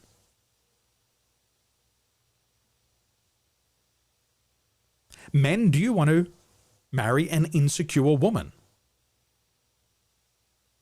Do you? No. And a lot of people play the game of like this. When this happens, I'll feel like that. When I'm in a relationship, then I'll feel secure. The problem is you're not in a relationship because you feel insecure, and people pick up on that. And nobody wants to be with an insecure person. True or false? True or false? It's true, isn't it? Do you want to deal with that? Is that your job as a partner? To pump up their tires every day? Come on, be confident. Hey. No. Your job is to live your best life, and you've got to find somebody who's on the same track as you, going in the same direction. And that's the problem with extrinsic motivation. If you achieve your goal, then you get the reward. But imagine working 20 or 30 years and nothing happens. You don't get the reward. So this is where I encourage all of you to make the shift. See, here's an example. If you set a monetary incentive, so employees are encouraged to work harder to achieve higher sales targets so they can get a bonus or a commission. Some people set goals for public recognition, but if they never get to that level and get the recognition, they don't get motivated. And that's where we have to make the shift. We've got to make the shift to intrinsic motivation. And this is the type of motivation that comes from within. It's when you're doing the things that make your heart sing. And you don't have to worry about reward or punishment. The drive comes from within your own interests, your own passions, your own desires. See, when you set goals for personal growth, you're growing every single day, fulfilling that desire to learn and improve. You get to enjoy that every single day. Is that true? You get it immediately. If you're creative, my daughter, she's an artist. And I said, baby, you just paint and draw every single day. So every day she does what she loves. She gets to express herself through the art, through writing, through pictures. She gets to experience that every day, and it comes from within. You know the third thing, Ray? You know the third thing, Cassandra? You know the third thing, Shah? Is helping others. When you have a desire to help others and make a positive impact in their life, you get to experience that joy every single day. And that's intrinsic motivation. It comes from within. And it's the most important because you can self-sustain it. It doesn't require somebody else to do something so you can get something. It comes from within. You control it.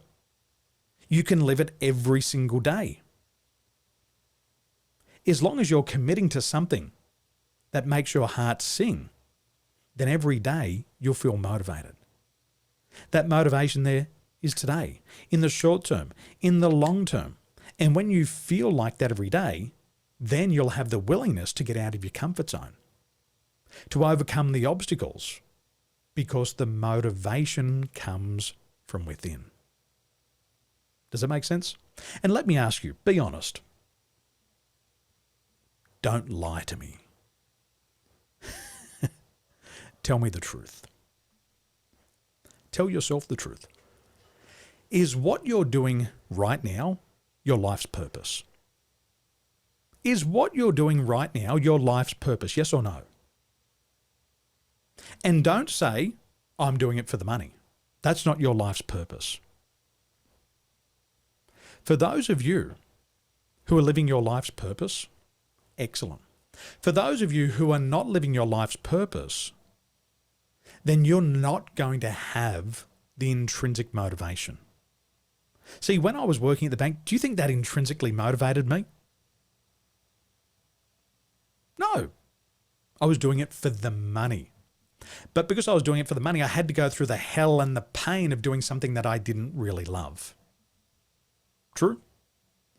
So let me ask you again. Are you doing what makes your heart sing?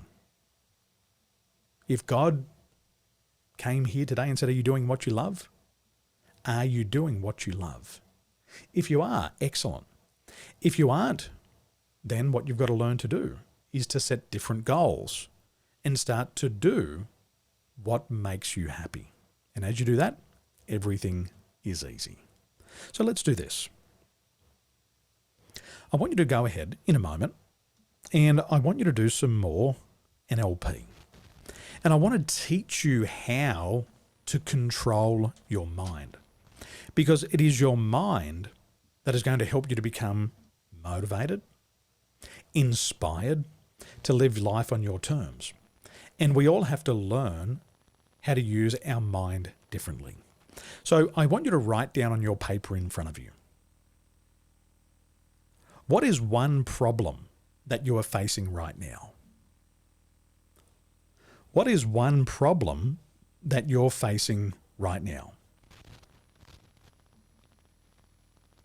What's one problem you're facing? Okay, excellent. Good. Now, when you're ready, I want you to sit back and relax. Just go ahead, sit back, relax. And I want you to close your eyes. Because when you do this with your eyes closed, it just makes it easier for you to visualize. So go ahead, sit back, relax, close the eyes, and take a big deep breath in through the nose and let it out through your mouth. 2. Take a big deep breath in through the nose and let it out through the mouth. Breathing in through the nose and letting out through the mouth. Relax. And now, I want you to think about that problem you are facing. And as you think about that problem that you are facing, what do you see? What is that picture in your mind? And I want you to hold on just to that one picture.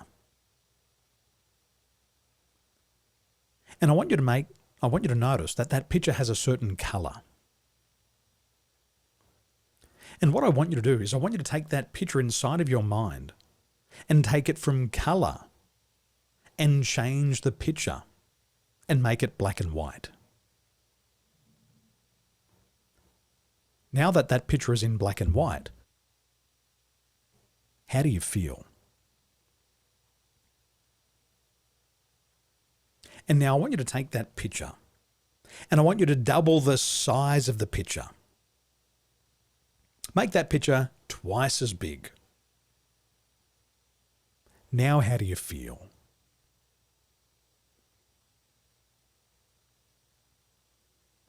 And I want you to take that picture and I want you to bring it right up in front of your face. And now that that picture of that problem's right up in front of your face, how does it feel?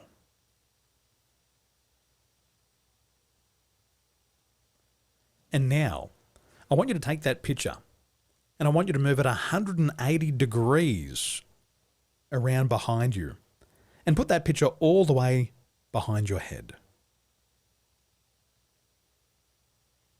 Now, how does it feel?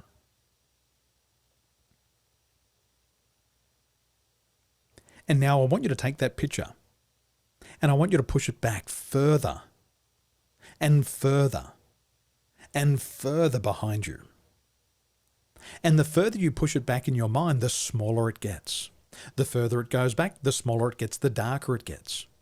And I want you to push that problem so far away behind you that it becomes so small and insignificant.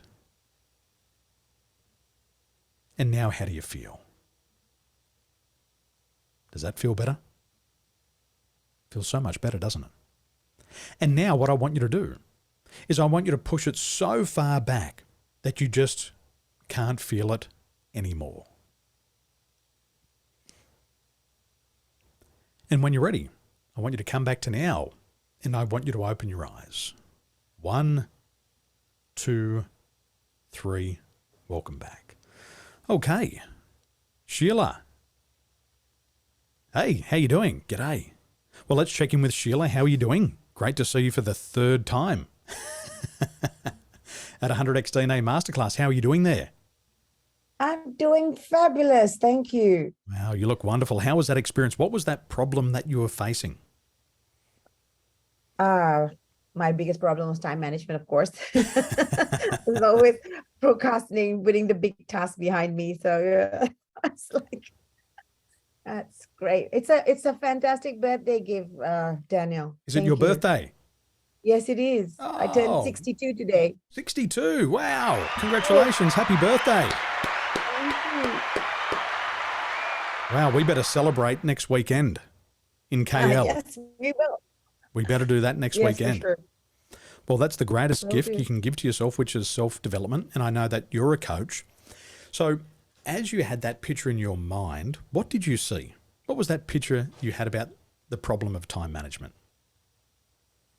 It's just the picture I had was like a whole series of things happening at the same time and me being confused. So like standing in front of it, looking at it and trying to figure out what to do first. It's just a mess, right? I had so many things on the block.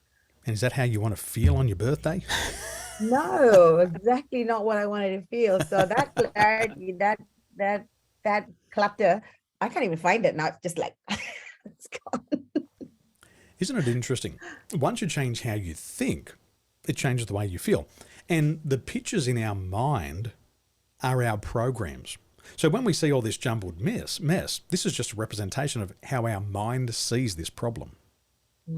So as you took that picture and you turned it to black and white, how did it make you feel when that picture was in black and white?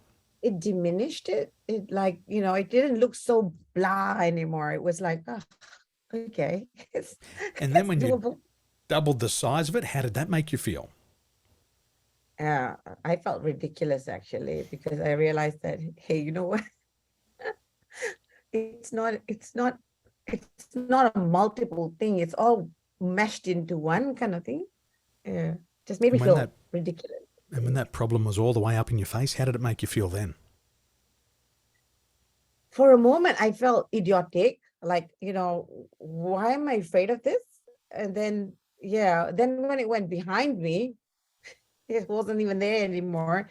That feeling that I had of confusion and self-irritation, it's gone. There you go. So when we learn how to use our mind correctly, then we can start to get really good results. And see, neuro-linguistic programming is the language of the mind. And it's through our neurology, it's through our nervous system that we create things. And we have sensory input channels.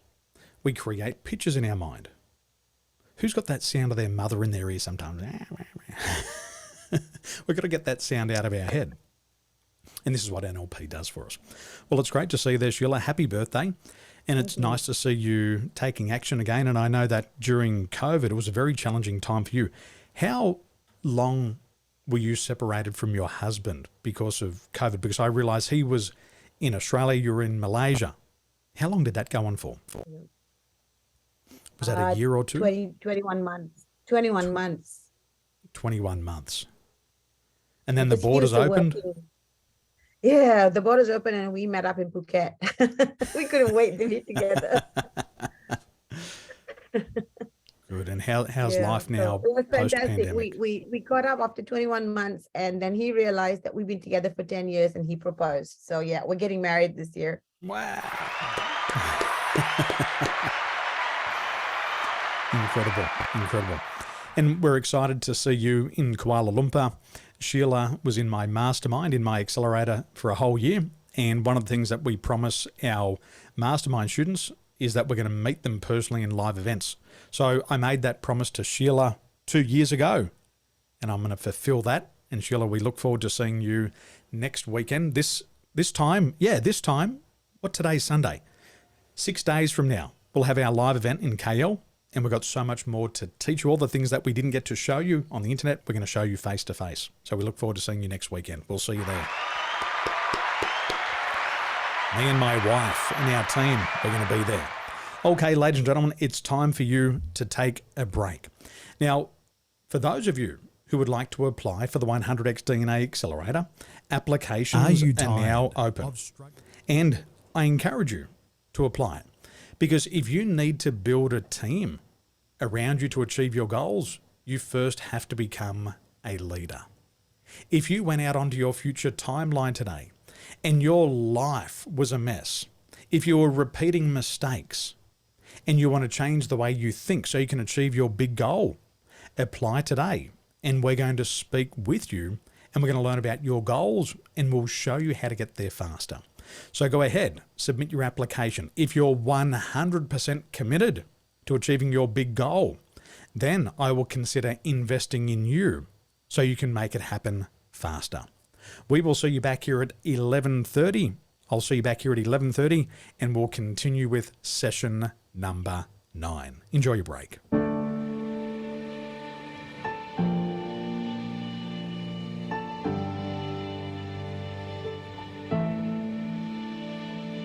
Far in the distance, there's a promise. It seems far in the distance. I put it on the altar, though it was mine. I put it on the altar.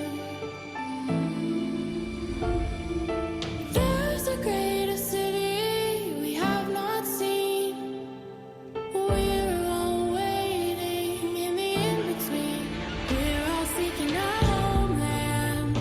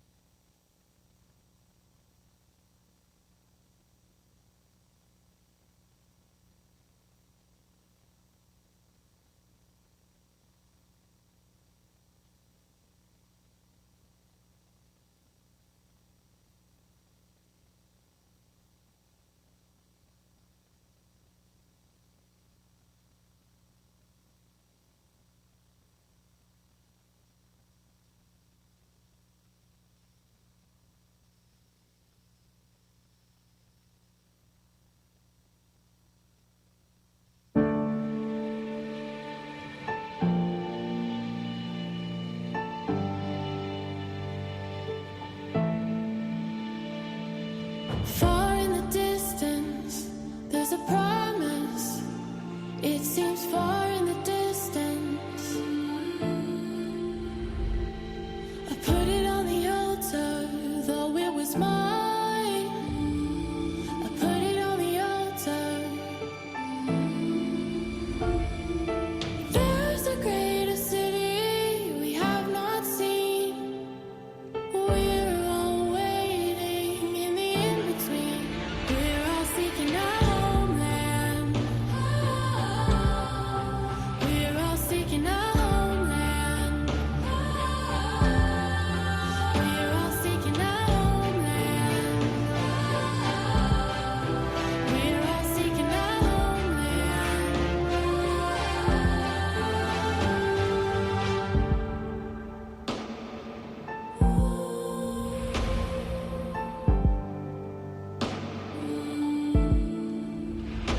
I've been a traveler, my destination is unknown. I've been a traveler, I've been a foreigner with no place to call my own. I've been a foreigner.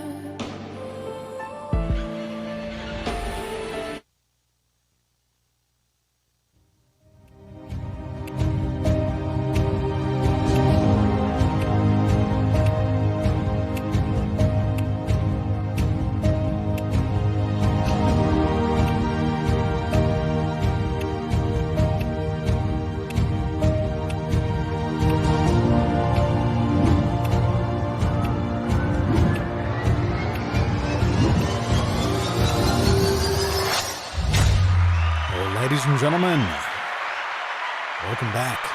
Session 9 of the 100x DNA Masterclass. Great to have you here. Today's session is going to go from 11:30 a.m. through to 12:30 a.m. So welcome to session number 9. In session number 9, it's my pleasure to introduce to you our guest speaker today.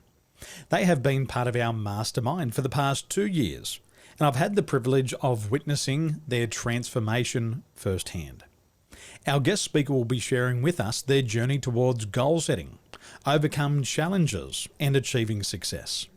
Through their experience, we will learn about the power of changing one's mindset and how it can lead to a better life. Ladies and gentlemen, get ready to be inspired and motivated as we hear about their journey and the lessons they have learned along the way. Please go to the chat box and type in Rosita. Welcome.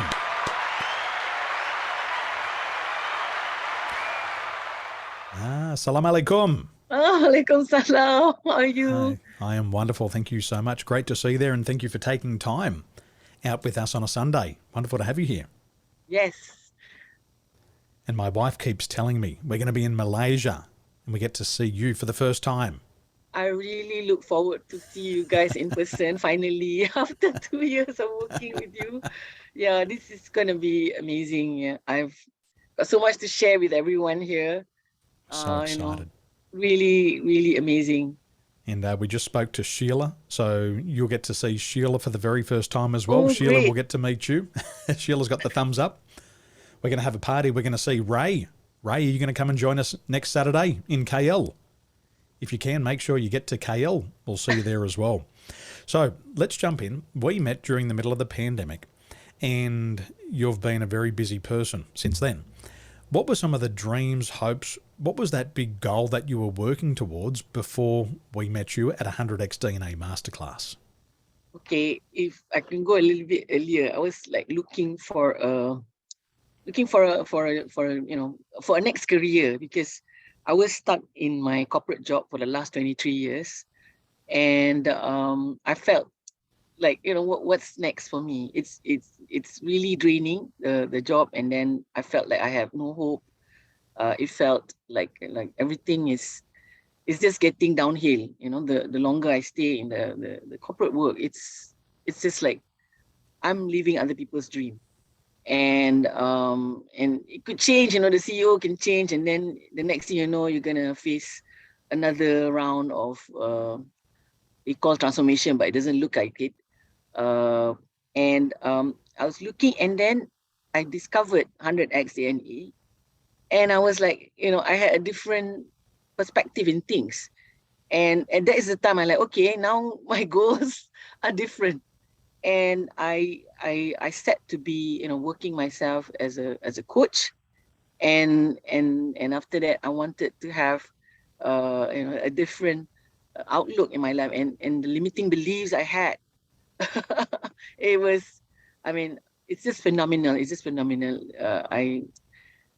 I can't put into words exactly how I'm feeling, after working with you guys for 2 years. I can't recognize myself now. I can, the things that I'm doing, the challenges that I've overcome. I must say it has been tremendous. It's been phenomenal, and without you and Nini, I don't know.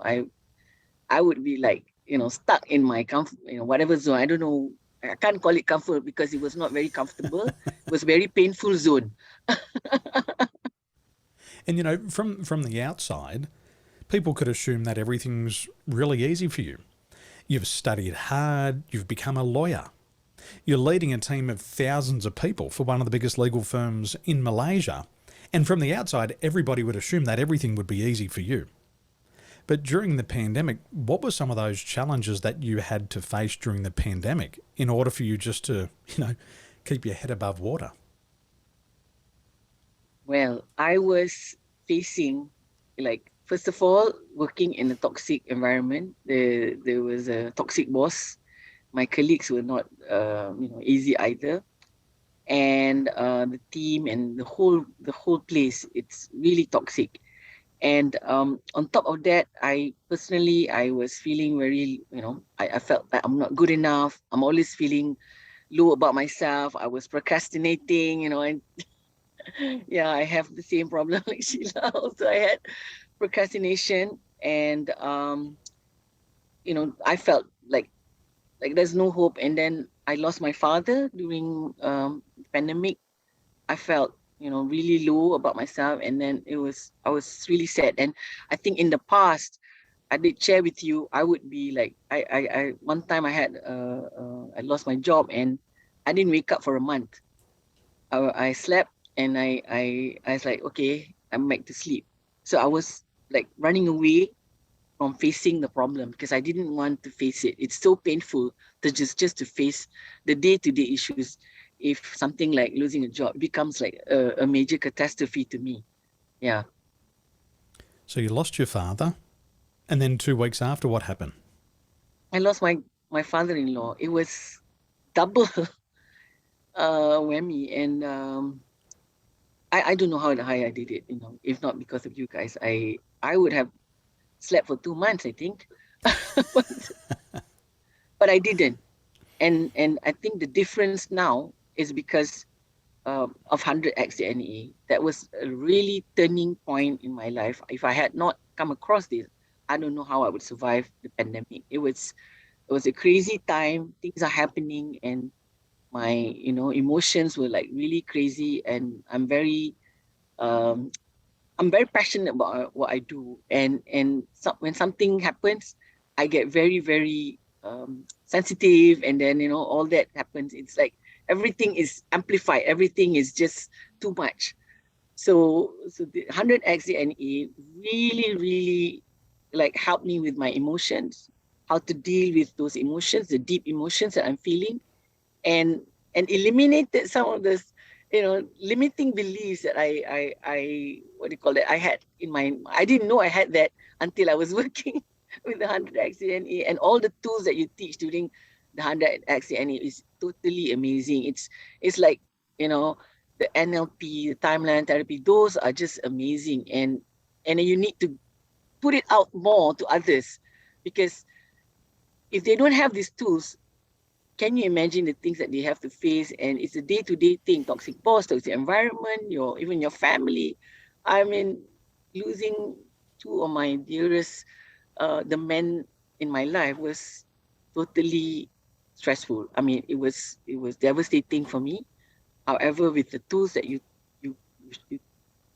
taught me, and I applied it, and I now can survive it. And I don't feel like before.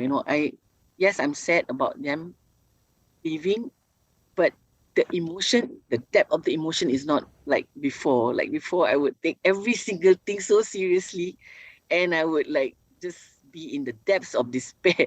Like that is like not coming out at all, which is really, really totally amazing.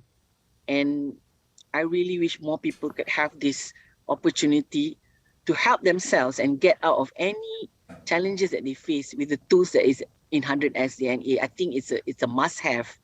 Yeah, coming through with a lot of challenges at work, at home, and all this.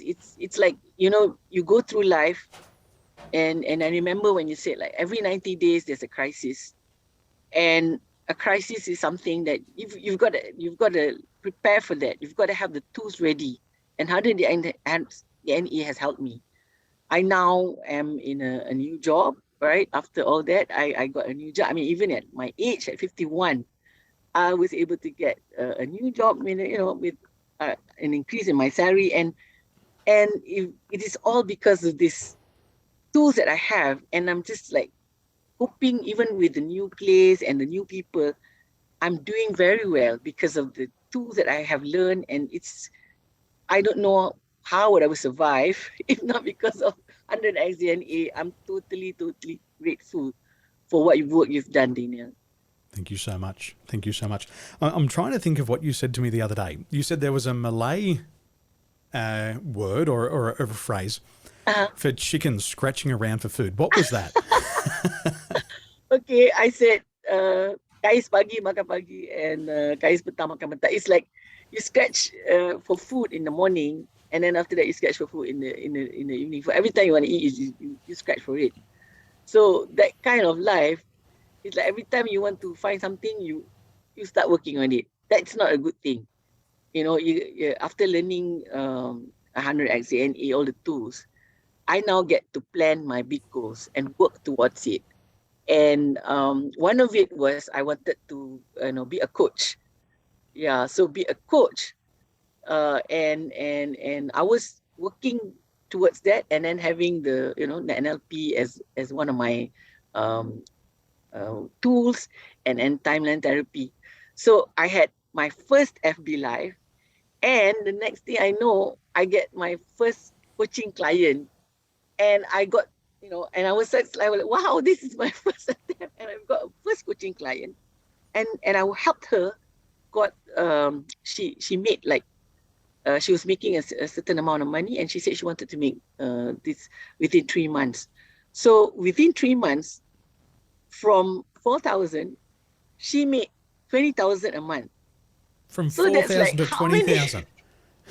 I was like, wow, I can help someone do this. And it's all because of the tools that you taught me. And when she applied it, it's just like a no-brainer. When she applied it, she's just making money and focus on it. It's just that, and this what kais pagi makan pagi doesn't happen to her anymore. All the strategies that I learned, and then just teaching someone once and applying on a daily basis, you can make a difference in other people's life. I mean, and I know for myself, I have that difference. And while having a full-time job and doing this, and all that is because of the tools that I have learned from you, and the coaching, and all the things that I have eliminated, particularly that I'm not good enough and all that. I mean, it's really bad that I had that for all my life, and I didn't realize that until that until I met 100x DNA and you guys. And I have to share one thing that I remember from your sharing in the 100x DNA. Like I think this event I went 2 years ago, and you said something about ROGI, return on God's investment, and I felt like, wow, I've got all these gifts, and and yet I'm not doing anything. I'm just whining and griping about my sad life and all that, but I have these gifts. And I told myself, like, look, what am I supposed to do with all these gifts? So what is the return on God investment? If I die one day and I'm going to answer to God, and I'm going to say, have you use all the gifts that you have to, to help people, to do whatever that you need to do in this life. I can't say much because I didn't do much. So because of that, I was like, okay, I'm going to do this. I'm going to be all out and then really, really, really stretch myself. I'm not going to use like, oh, I'm already 51. How can I get another job? And all. I'm not going to use those excuses. For as long as I'm alive, I have these gifts and I'm going to really, really help others to also, get what they want. And everywhere I go at the moment at work, this new place, I see many opportunities. People who are not, they think they can't, but they can. So the least you could do is inspire others to be the best person that they can, rather than, wallow in self-pity and then go into, all those stories that you have. I don't do that anymore. And I think in this new place, in this new environment, I become a new person. I'm not the old Rosita who would, go into, say, really, really pity for herself, or only thinking about, amplifying whatever crisis that comes to her. It's really, really a different person now. And I have only 100X DNA to thank for. And Daniel and Nini, they are just the best people on earth. And they just keep giving more. And I when I see the 100X DNA accelerator, you guys are giving more and more. When I first started, we didn't get what you were getting now. So when I saw the syllabus for this time around, you guys are really getting a good deal, really, for the same amount of price that we are paying. You guys are getting more. So, I mean, grab it, because this is an amazing tool.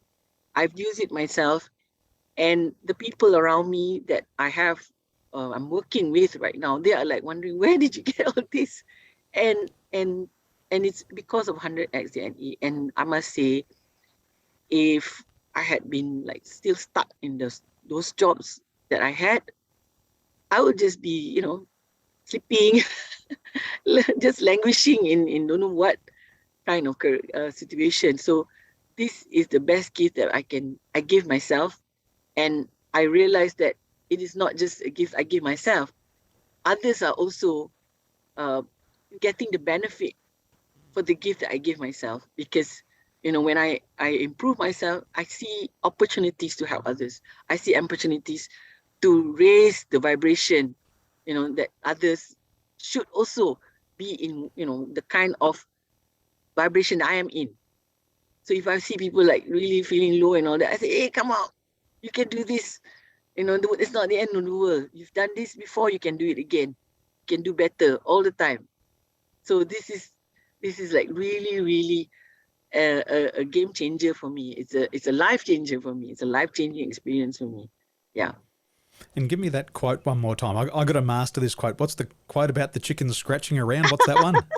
Kais pagi makan pagi, kais petang makan petang. It's scratch in the day for the morning feed, and then scratch again in the evening for the evening feed.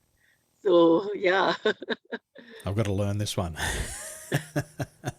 You've done incredibly well, and I know that you're going to keep inspiring so many more people. And ladies and gentlemen, one of the most important things about a mastermind, it's about the people in the mastermind. And Rosita is a lawyer. She works with big companies. She's one of the top lawyers in the country. And you're going to be in a room with people like this. And when you have people like this in the mastermind, you can leverage these people. You can leverage their knowledge, their skills. You can have them for a relationship. And you can reach out to all these people for advice. But you only get to reach out to them once you've built the relationship with them. And that's the importance of the mastermind. We've got doctors, we've got lawyers, we've got engineers, we've got million-dollar business owners in there. And these people become part of your team.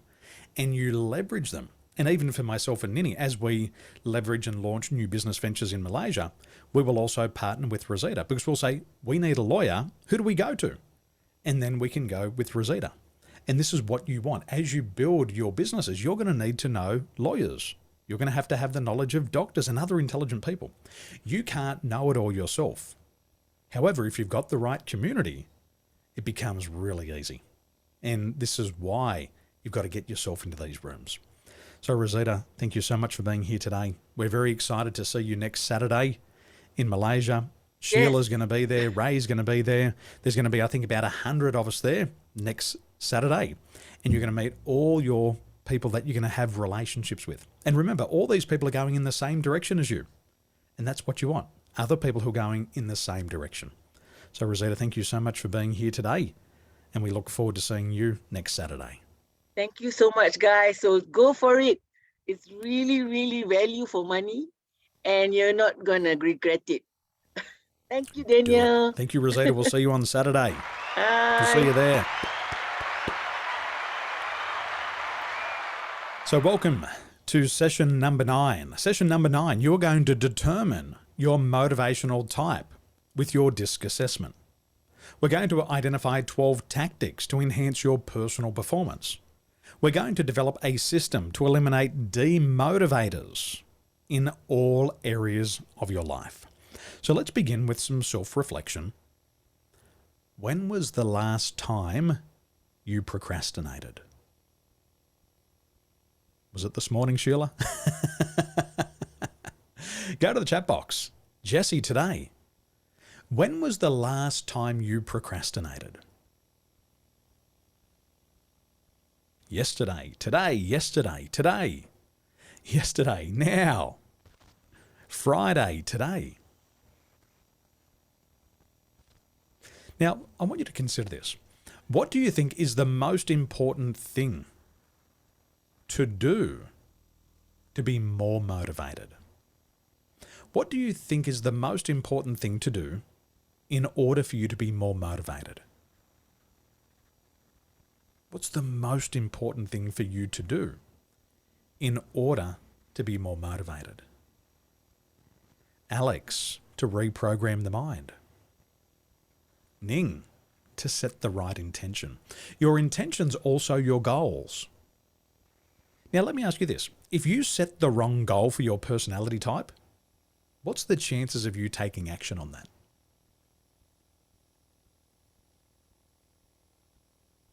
What's the chances?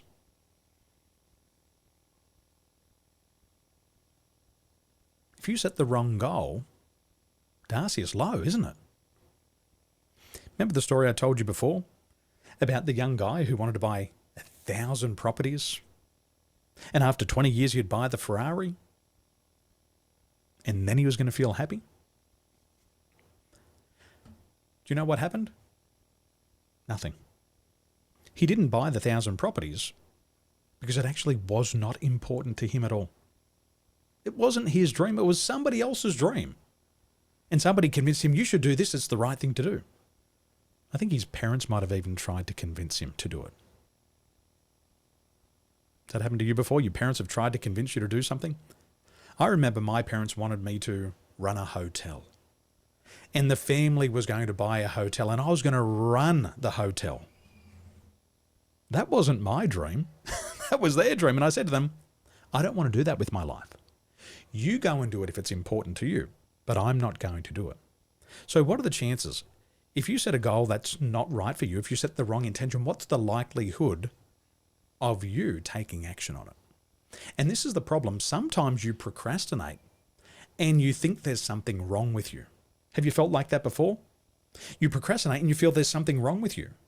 Maybe there's something wrong with me. There's probably nothing wrong with you. You've probably just set the wrong intention. Because you know when there's something that you really want, you'll do whatever it takes, correct? So we've got to choose the right things. So if you could be more motivated, what would you do next? If you were more motivated, what would you do next? Shah, sharing our journey and having like-minded people, encouraging you. Absolutely. One thing that you won't know, but I'll let you know, is that Rosita's disc style does not suit her job. She's a lawyer, but her disc style doesn't suit her job. Is that a problem? Yes and no. Yes and no. Because once you understand disc, you also know that you may not have the right disc profile to do that job.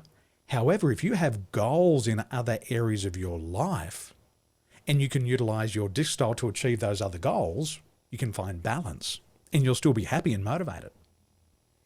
So go to the chat box.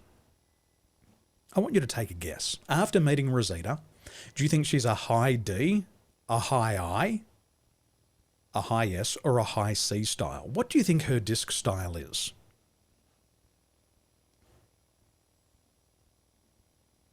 Cayman, high I style. Darcius, high I style. So one of Rosita's goals is to influence and impact people. She wants to become a leader. She wants to be a coach. She wants to be a public speaker. Now, her being here today, having the opportunity to speak to 195 successful people like you, do you think that's good for her I style? Do you think that's good for her high I style? Because they're optimistic. Was she optimistic? Is she persuasive? Is she emotional? Is she open? Yes. And so as coaches, what we do for our mentees, for the people in our mastermind, we help them achieve their goals. And if they have a goal of public speaking, we get them on stage in front of 195 successful future millionaires, and we give them the opportunities to achieve their goals. Does that make sense? So once you understand your disc style, it might not be good for your career. However, as long as you've got other goals that you can accomplish, you can still have balance. Does that make sense? And that's where you need coaching to help you understand where you can utilize that. So if you could be more motivated, what would you do next?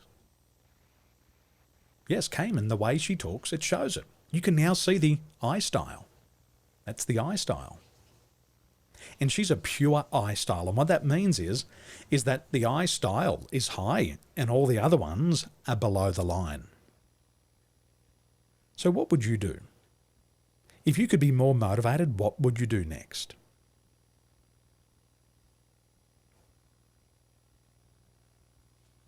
What would you do next? If you could be more motivated, what would you do next? Well, let me tell you a story. I met a young man. He was a salesperson from Australia, and he was struggling with his income. Now, he had been in a government job, but he didn't like working for the government. So he wanted to start a job in sales, and he found that closing sales was really hard and that the income was unpredictable. But after learning NLP and joining the accelerator, he learned the skills he needed to close sales faster and to make it really easy. Now, in a very short period of time, his income increased from $60,000 to $120,000, and he doubled his income whilst he was in the mastermind. So who here would love to master selling? Who here wants to have a business, and that business requires them to sell products and services to other people? If that's you, apply for the 100x DNA Accelerator today. So let's dive deep into your motivational wants and needs. What do you need to become motivated? What does your style want so you are motivated 99% of the time? So let's open up page 35. Open up to page 35 of your 100x DNA training system. And at the top it says your motivators, wants and needs. Now, motivation is the enthusiasm or willingness to do something. Everybody is motivated. However, all people are motivated for their own reasons, not somebody else's reasons. Simply, people are motivated by what they want. So we're going to explore your motivational wants and needs. So please open up your DISC assessment, and I want you to go to page 16. On page 16, this is going to show you exactly what your style wants and needs. And when you align what you do within these wants and needs, you're going to be motivated 99% of the time. So let's go through this together. Have a look at page 19. I want you to have a look. What are two of your motivational wants? So, you tend to be motivated by, what you'll see here, is you tend to be motivated by these things. There's going to be about 6 or 7 things on your list, and I want you to choose 2. I want you to choose 2 of those things that are most important to you.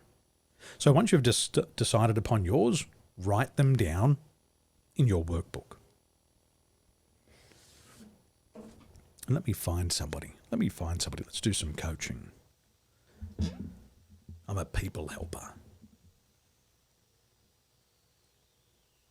Let me tell you a story. When I was growing up, I had a lot of learning disabilities. Did you know that?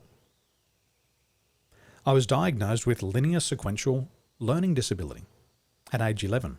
And for 5 years, I was in remedial therapy. And whilst I was in remedial therapy, what they realised is that I had a twisted spine. That twisted spine caused my cranial plates to shift. And those cranial plates were pushing down on the left and right hemisphere of my brain. And because of that, I couldn't see properly. And I was visually impaired. Because of that pressure inside of my skull, I couldn't hear properly. And I was what is called tone deaf. And everything just sounded the same. And because of all of that pressure, I used to get these constant bleeding noses. Blood would just all of a sudden pour out of my nose. Now, on top of that, I had collapsed bronchial tubes. And I took asthma puffers non-stop because my bronchial tubes were collapsing. And for 5 years, I was in therapy getting these things corrected. Now, during that time in therapy, I was getting a lot of help. And I'd started a little part-time job as a paperboy. And I was 11. And after walking out of the news agency, I'd made $1. That was my pay, $1.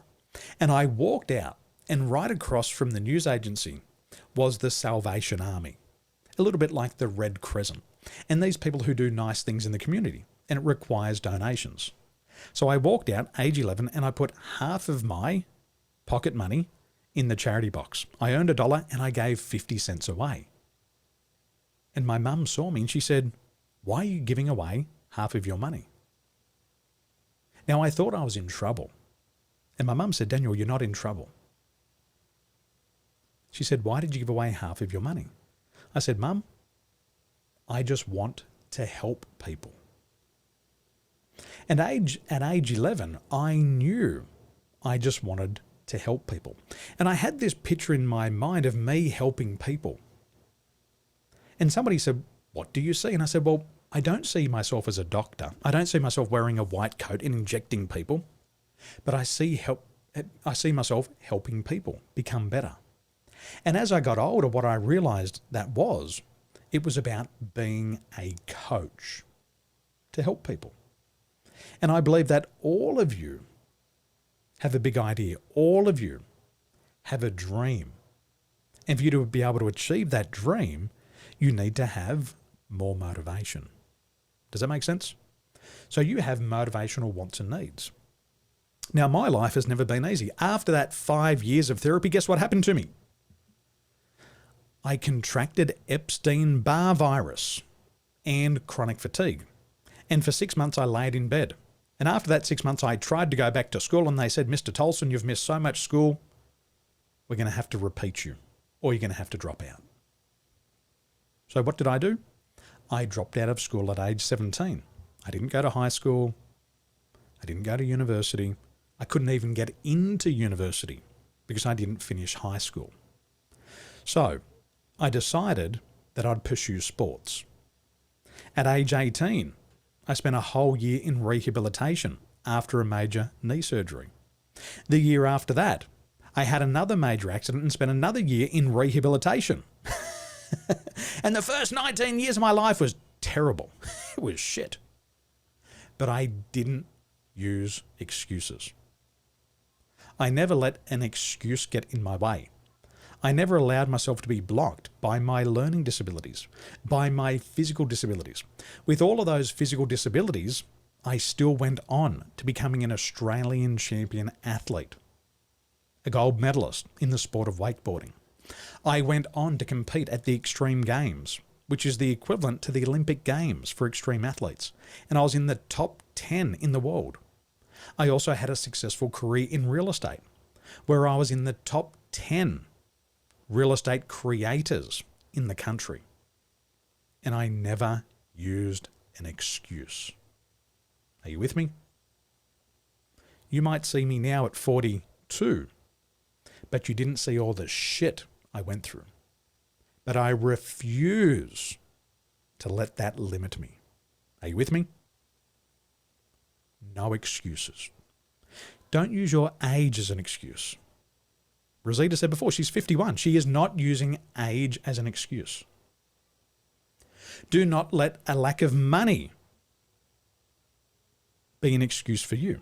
No successful person starts with money. Most successful people go broke multiple times on the way to making wealth. So don't use money as an excuse. If you have a goal to make more money, but you use the excuse of I don't have enough money to start, what's the chances of you becoming successful?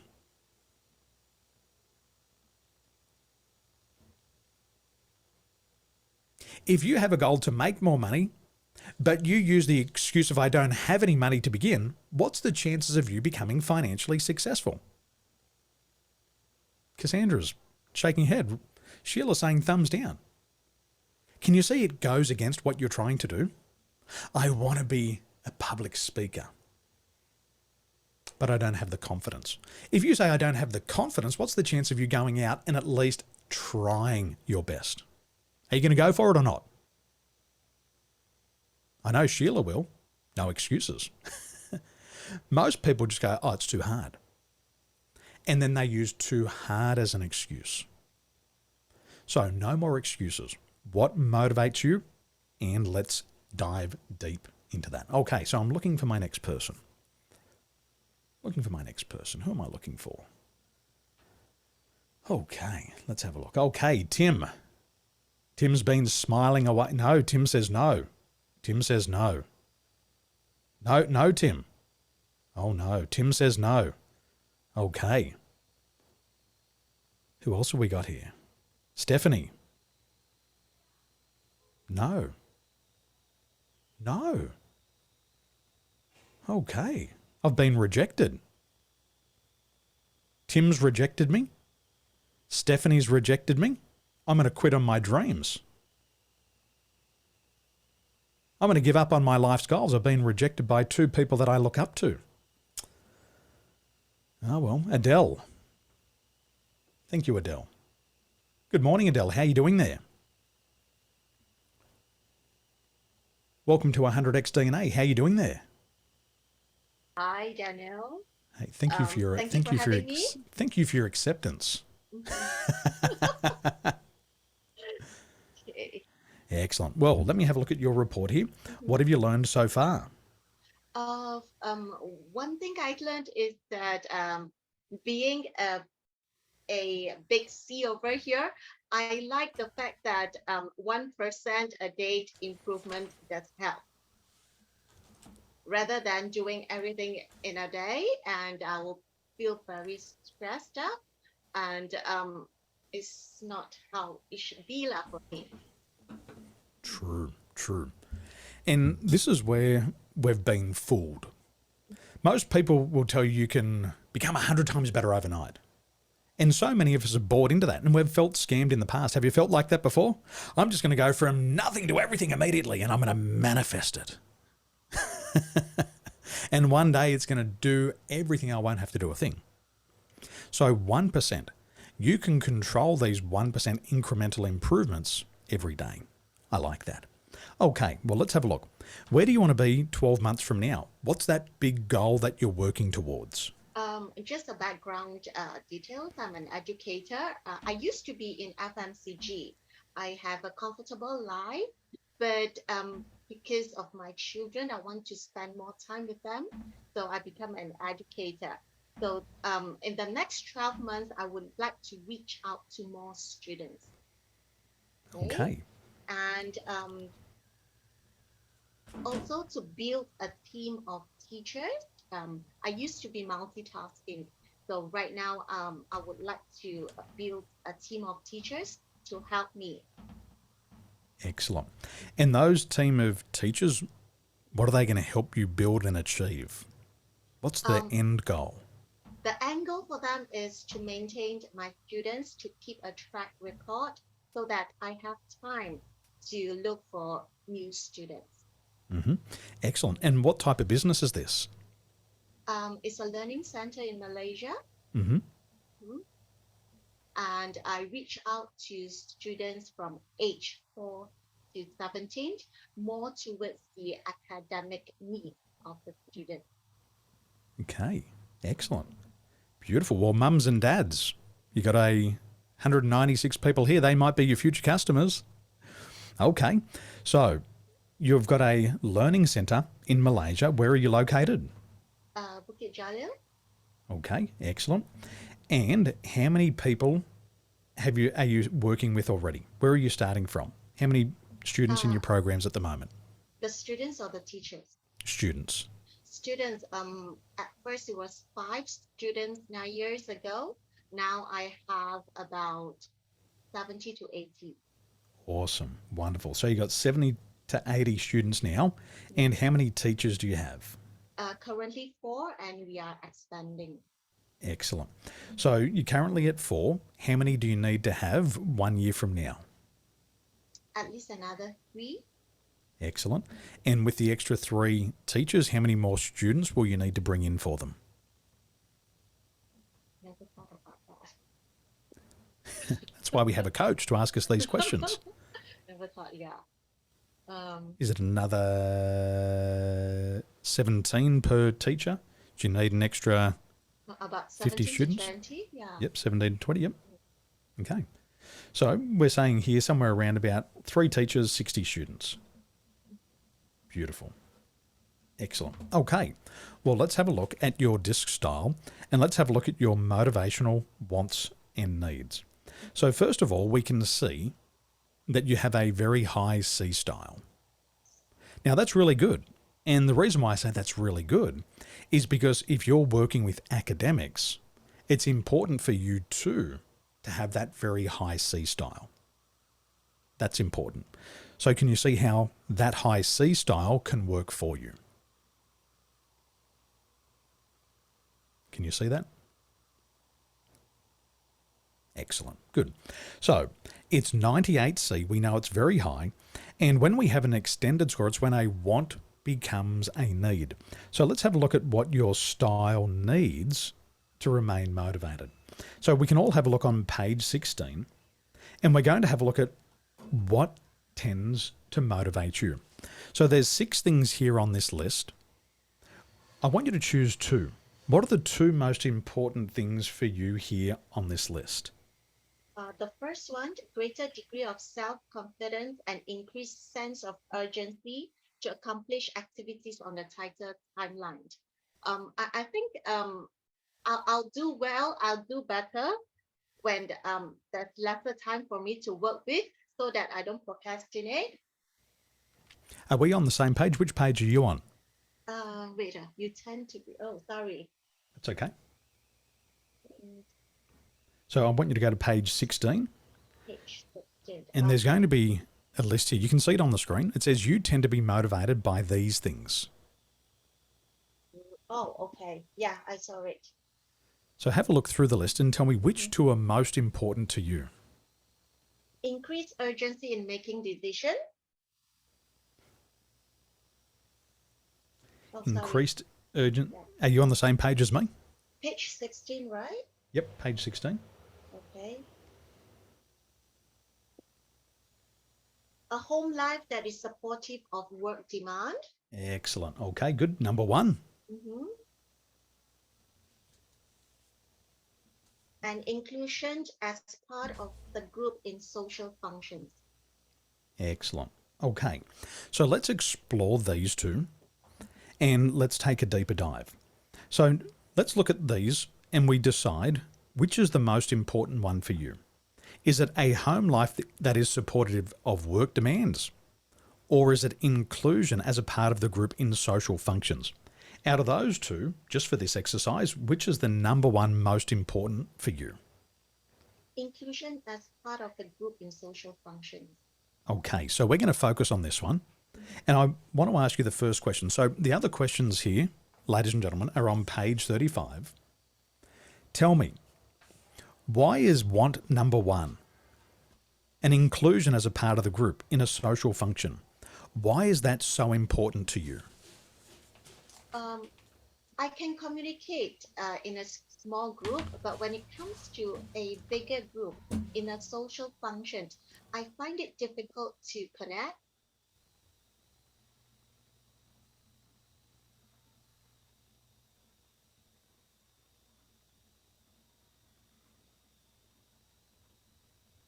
Excellent. Okay, so you can communicate in small groups, and in larger groups, it's difficult to connect. Beautiful. Excellent. What's another reason? Why else is this important to you? In business wise, I think this is how I could achieve my goal of recruiting more students.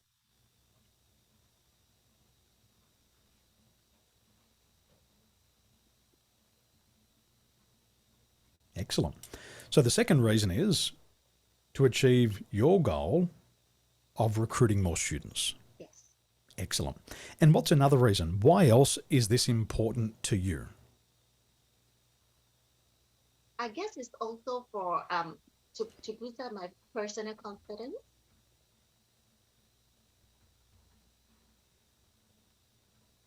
Excellent. Beautiful.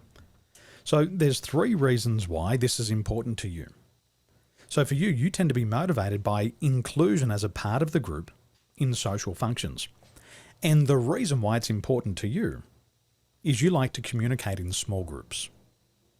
And in larger groups, it's more difficult for you. Excellent. Number two, it's so you can achieve your goal of recruiting more students. Excellent. Thirdly, it's to boost your personal confidence. Is that correct? Correct. Excellent. And when you do these three things for these three reasons, how will that make you feel? Will you feel more motivated Definitely or less motivated? more motivated. More motivated. Excellent. See, in life, people think, oh, I'm just not motivated. We've got to make sure we're motivated by the right things and for the right reasons. And it's like your future students. The more motivated they are to learn, the better grades they're going to have. Agreed. 100%. Because a lot of times people are confused why they're doing something. And people are motivated for their own reasons. You know, there's an old saying, you can lead a horse to water, but you can't make it drink. If the horse is not thirsty, it's not going to drink the water. Doesn't matter if you try to push the horse's head down into the water, it's going to push back. So we are motivated for our own reasons. Excellent. You also have motivational needs. I want you to read through these 6 needs, and I want you to tell me, what are 2 of your motivational needs? What do you need for motivation? Increase urgency in making decisions. Mm-hmm.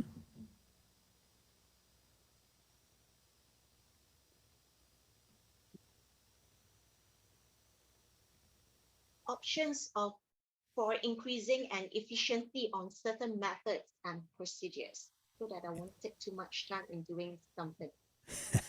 Excellent. Now, out of these 2, which is the number one most important for you? Urgency in making decisions. Okay. Excellent. Good. And why is it essential for you to increase urgency in making decisions? Why is that essential to you? Before making a decision, I'll tend to analyze data, collecting data, and sometimes it took a lot of my time. By the time to execute it, I'm too tired to do that. So usually, I'll just say, okay, let's do it some other time when I'm free to do it. Yes. Okay. Well, let's just go back to here for a moment. So for the high C style, your score here is 98. So what we say is that scores that are above 90 or below 10 become an extended score. And what you'll find is when it comes to analysing data, it'll be easy for you to overanalyze, and you might even create rules or situations where it forces you to overanalyze. Even you know that, hey, I should have made my decision by now. This is way too much information. It's like I can't control it. I know I shouldn't be doing it, but I just need more time. You can't help it. And I know for me, like my style, I have an extended D style and I want results. I want them results. And I know, and I say to myself, Daniel, stop. Daniel, stop. But I keep pushing and I can't control myself. So we have to become aware, and then we have to say, enough's enough. Or, like we said before with your style, and we'll just go back to the report here. If we go back to page number 6, see, one of the challenges with the high C style, and especially yours, it's the tendency to overanalyze everything. So it could be like a decision that's just a yes or a no. However, what happens in the mind of the C style? They say, even if it's a yes or a no decision and it's of low consequence, I need information and I need more time. And they believe that just by getting more time or more information, they're going to make a better decision. But they've used so much time and energy that they can't make the decision, and oftentimes they do miss the opportunities. Because a faster moving style gets in there and says, well, I'm going to do it now. And they've made the decision whilst the high C is still thinking about what needs to be done. Does that make sense? I've got a friend. She's super high C, Adele. And I'll take her out for lunch. And I'll say, what do you want for lunch? And yeah, you know what's coming. She reads the front, the middle. She reads everything on the menu and overanalyzes it. And half an hour later, I say to her, what would you like for lunch? And so I get to the stage now where I say, don't look at the menu. I'm going to order for you. Because if I let you go through the menu, we'll be here all day. Make sense? Yeah, I'll go through the whole menu as well. So true. So, why else is this essential? Increased urgency in making decisions. Why else is this essential for you? I think right now in the market, there's lots of competitors as well. So it's either you take it or you don't get it at all. So making decision is very, and also I should be a example to my girl in teaching them to make decision, because I found that my girls, sometimes you can see they were quite, when you ask them to make decision, they were like, let me consider which one is better. You know, that kind of style is quite similar. Yeah. So if I don't change, I don't think they can make their decision as well. So true. Now, here's something interesting. And if you're in business and you're selling a product or service and you're somebody who makes decisions really slow, then your customer will also make decisions really slow.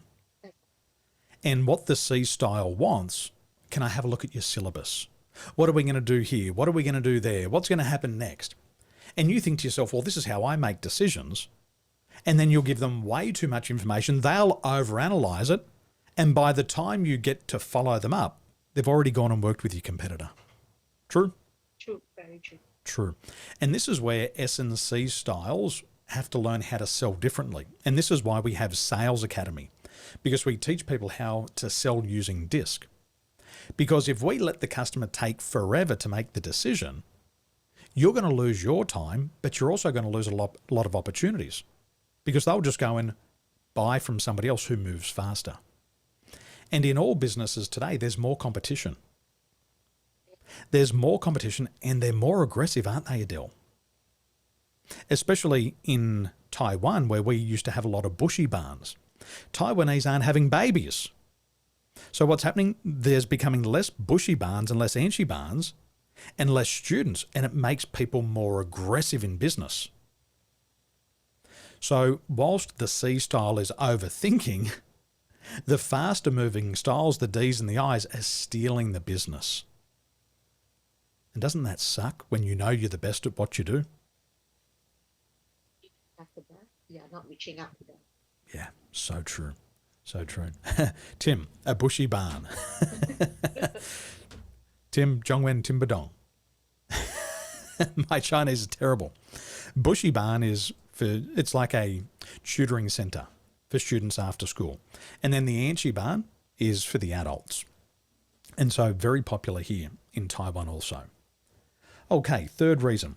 Why else is it essential for you to increase urgency in making decisions? Why is this essential?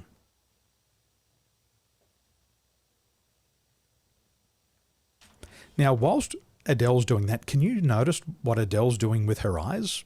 Is anybody watching Adele's eyes? Can anybody see that in Adele's eyes? Thinking. Tim, up to the left. Yes, over to the right. She's picturing something. Yes. At our masterclass in Kuala Lumpur this Saturday, I'll be teaching you all about eye patterns to understand how people move their eyes and what this means. And when you learn what happens, you can then change your language to become more persuasive. So what were you picturing in your mind then, Adele? And then what were you comparing it to? I was thinking, if I don't make decision fast, I may procrastinate, and then that's it. I'm not going to make any decision anymore. And that's not what you want. And that doesn't get you 3 more teachers, does it? No. And that doesn't get you another 70 students, does it? Definitely. And that doesn't get you to that big idea that you have in 12 months from now. Excellent. So what we do is once we understand what our wants and needs are, we have to become more aware of them. That's the first thing. That's awareness. The second thing is we have to apply it. So what your job now is, Adele, is as we get into goal setting this afternoon, you've got to remember that you've got to set goals here around having a home life that is supportive of your work demands. When that's achieved, you'll have unlimited motivation. So we're going to make sure that we don't have conflicting goals. So one of my conflicting goals in the past, Adele, was I want to be a dad. I want to be here with my children to raise them. And that was what I wanted personally. But my professional goals are seeing me on an aircraft flying around the world and being away from family for 6 months. Was that a smart thing to do? It was a conflict. So when I was at home, I felt I should be at work. And I couldn't concentrate. And when I was at work, I wanted to be at home. And I couldn't give my best. So we're going to make sure that we choose goals that are not conflicting. Is that true? So true. So you've got to think about that later today when you set your goals. Additionally, what you need is you need an increased urgency in making decisions to be able to shut the data gate and make decisions based on the information currently available. And what that requires is self-regulation. And what did I say about self-regulation today? It's about self-discipline. And it's having the discipline to say, I have enough information. I have enough to make the decision now. You make the decision and you move on. But it does take regulation because it's very easy to go back into old habits, isn't it? It's like eating that little bit of chocolate. Who's done that before? You say to yourself, I'm not eating chocolate anymore, but you just have one little square of chocolate. and it tastes good, and you go back to the fridge and you eat the whole top row, and all of a sudden you eat the whole bar of chocolate. And you say to yourself, if I just had discipline. So we've also got to have discipline in our personality styles. Did you enjoy that, Adele? Yeah. Excellent. Wonderful. What are you taking away? What was your takeaway from that coaching session? What did you learn for yourself? Take action. Yes. Yes. And the big action for you is to say, this is enough data, and then you take action, you make your decision. Yes. And then you build a life where your home life is supporting of your work demands. And you'll become unstoppable. Excellent. Well done. Well done. Thank you. Well done. My pleasure. Don't you wish you knew DISC in your 20s? When you were 30? We wouldn't have as many problems as we have today. Now, my wife knows me because she knows my DISC style. And she knows I'm aggressive and I get angry and I get frustrated. But she doesn't take it personally anymore. She says that's just the high D Daniel. He'll chill out in a few minutes. And a couple of minutes later, I totally forget what was happening and I move on. And this is the importance. And this is why we want to understand our DISC style first. We want to make sure that our partners, and we know that they have a DISC report. Because if you have a business partnership, you want to know how the other person makes decisions. You want to know how your partner gets motivated so you can help them achieve that. And as you build your teams, imagine this. Imagine if you had a team of 6 or 7 people and you know all of their DISC reports and you knew how to motivate them. You knew what the right job for them was. Could you just begin to imagine how much easier business would be? Could you imagine how many mistakes you'd avoid? Because you know the person and what's right for them. That's why we do it. Now, Rosita spoke to us before, and you have to lead the change. You have to be the person who starts the change process. And we say leadership is the ability to get followers. Leadership is the ability to get followers.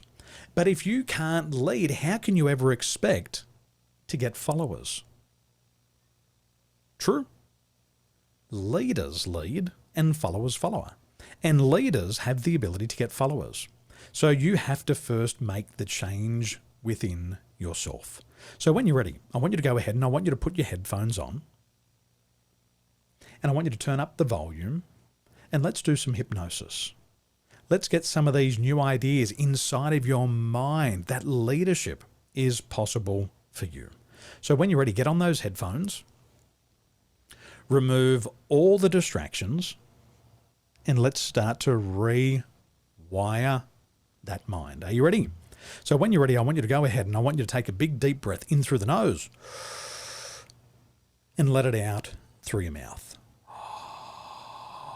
Breathing in through the nose. Letting it out through the mouth. Breathing in through the nose and letting it out through the mouth. Excellent. And now go ahead and create a picture inside of your mind and see yourself being a leader.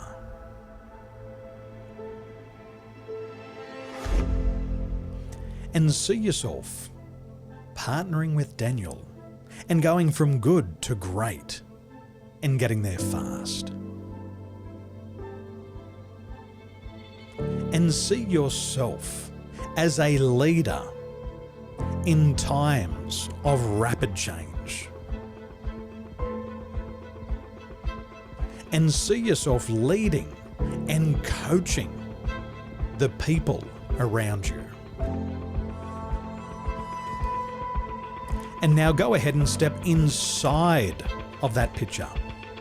Stepping right inside of your body. So you're looking through your own eyes. You can hear the sounds around you. and you can feel the feeling of coaching and leading your team. And now make that picture more colourful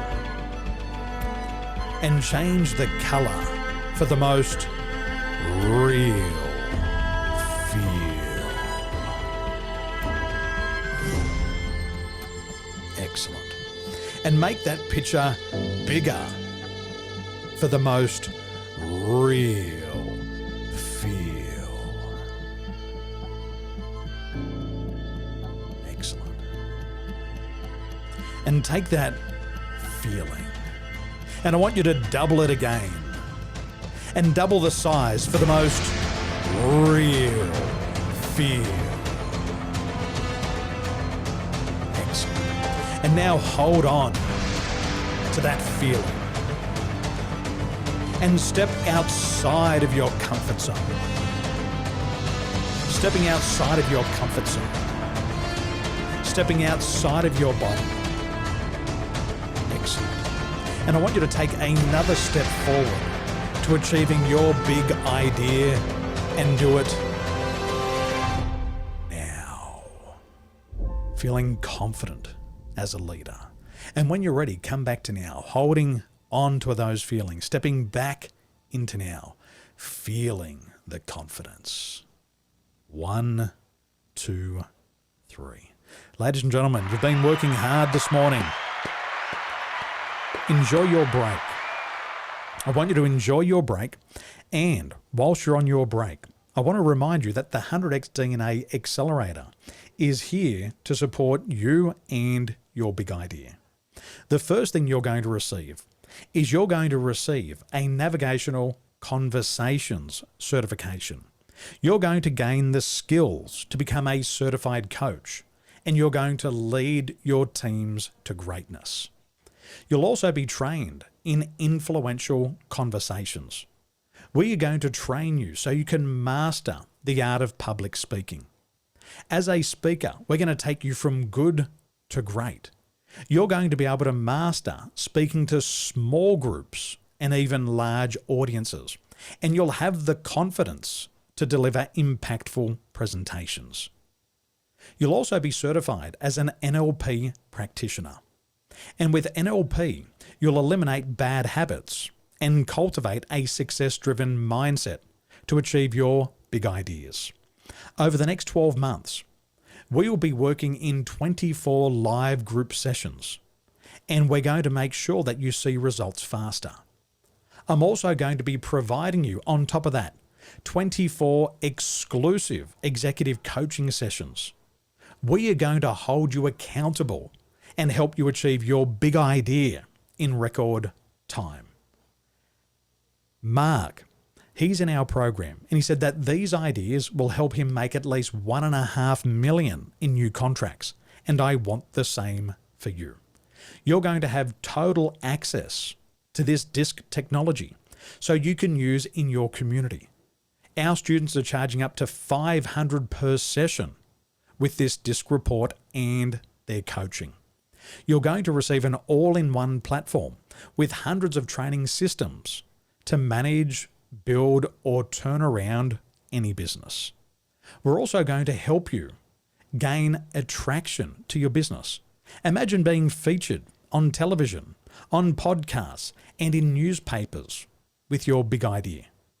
We're going to give you copy and paste scripts and tools so you get more exposure and you can see results faster.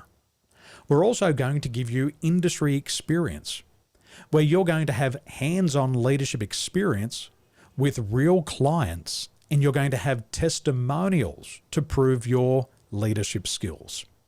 Every month, I'm going to give you hand-picked affirmations so you can retrain your brain fast and you can start to think like a millionaire. Every month, you'll also be meeting with our hand-picked mentors. These are doctors, investors, million-dollar business owners who will personally review your skills and strategies and provide you valuable feedback and expert advice. And for those of you who get selected, I'm also going to provide you with 3 additional bonuses. You are going to be joining the Find Your Flow program. We're going to be using the latest emotional intelligence technology. You're going to receive a 32-page scientific report with actionable steps to boost your confidence. Our students who are applying this are increasing their incomes faster. Like Rosita, they're getting faster promotions and more success. Bonus 2 is Sales Academy. I'm going to teach you the psychology of selling. I'm going to teach you how to sell to the disc styles. And our students who are applying this have made more than $100 million in sales. I'm also going to invite you to my Leadership Academy, where we're going to use the latest technology to measure your leadership emotional intelligence. And I'm going to show you how to lead a team with emotional intelligence. You're going to learn from my experience, from co-leading a team of 17,000 people and a result of a 25% increase in income in just 1 year. You're also going to be with us at live events across the country. For those of you who receive our invitation to join our mastermind, you'll start working with me face to face this coming Saturday. You'll be with us in Kuala Lumpur. You'll be meeting other people who are building million-dollar businesses. And for those of you who do get approved, I'm personally going to invest and pay for 70,500 of your training. And the reason why I'm doing this is to prove to you that I have skin in the game when it comes to launching your big idea. So you are going to get results fast. We are going to hold you accountable so you can go from good to great in the shortest time possible. The total value of the program is valued at $88,500. And as Rosita and Sheila said before, this program, you have so much more than they ever received.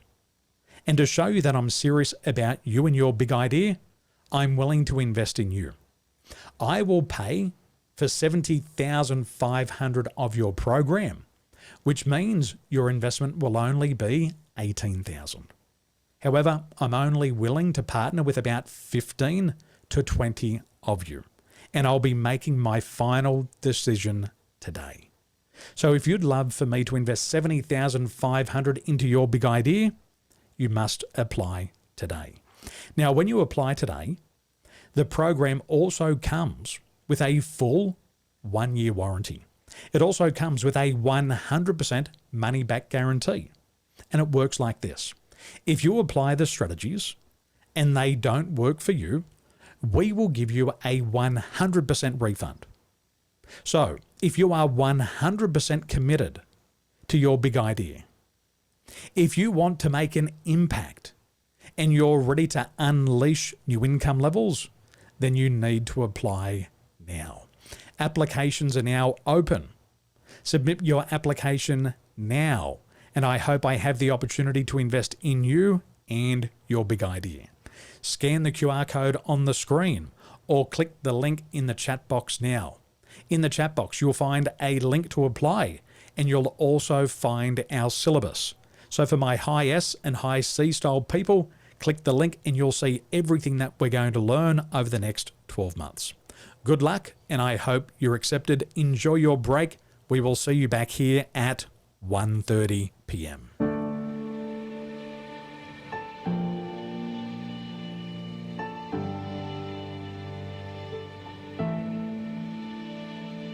Far in the distance, there's a promise. It seems far in the distance. I put it on the altar, though it was mine. I put it on the altar.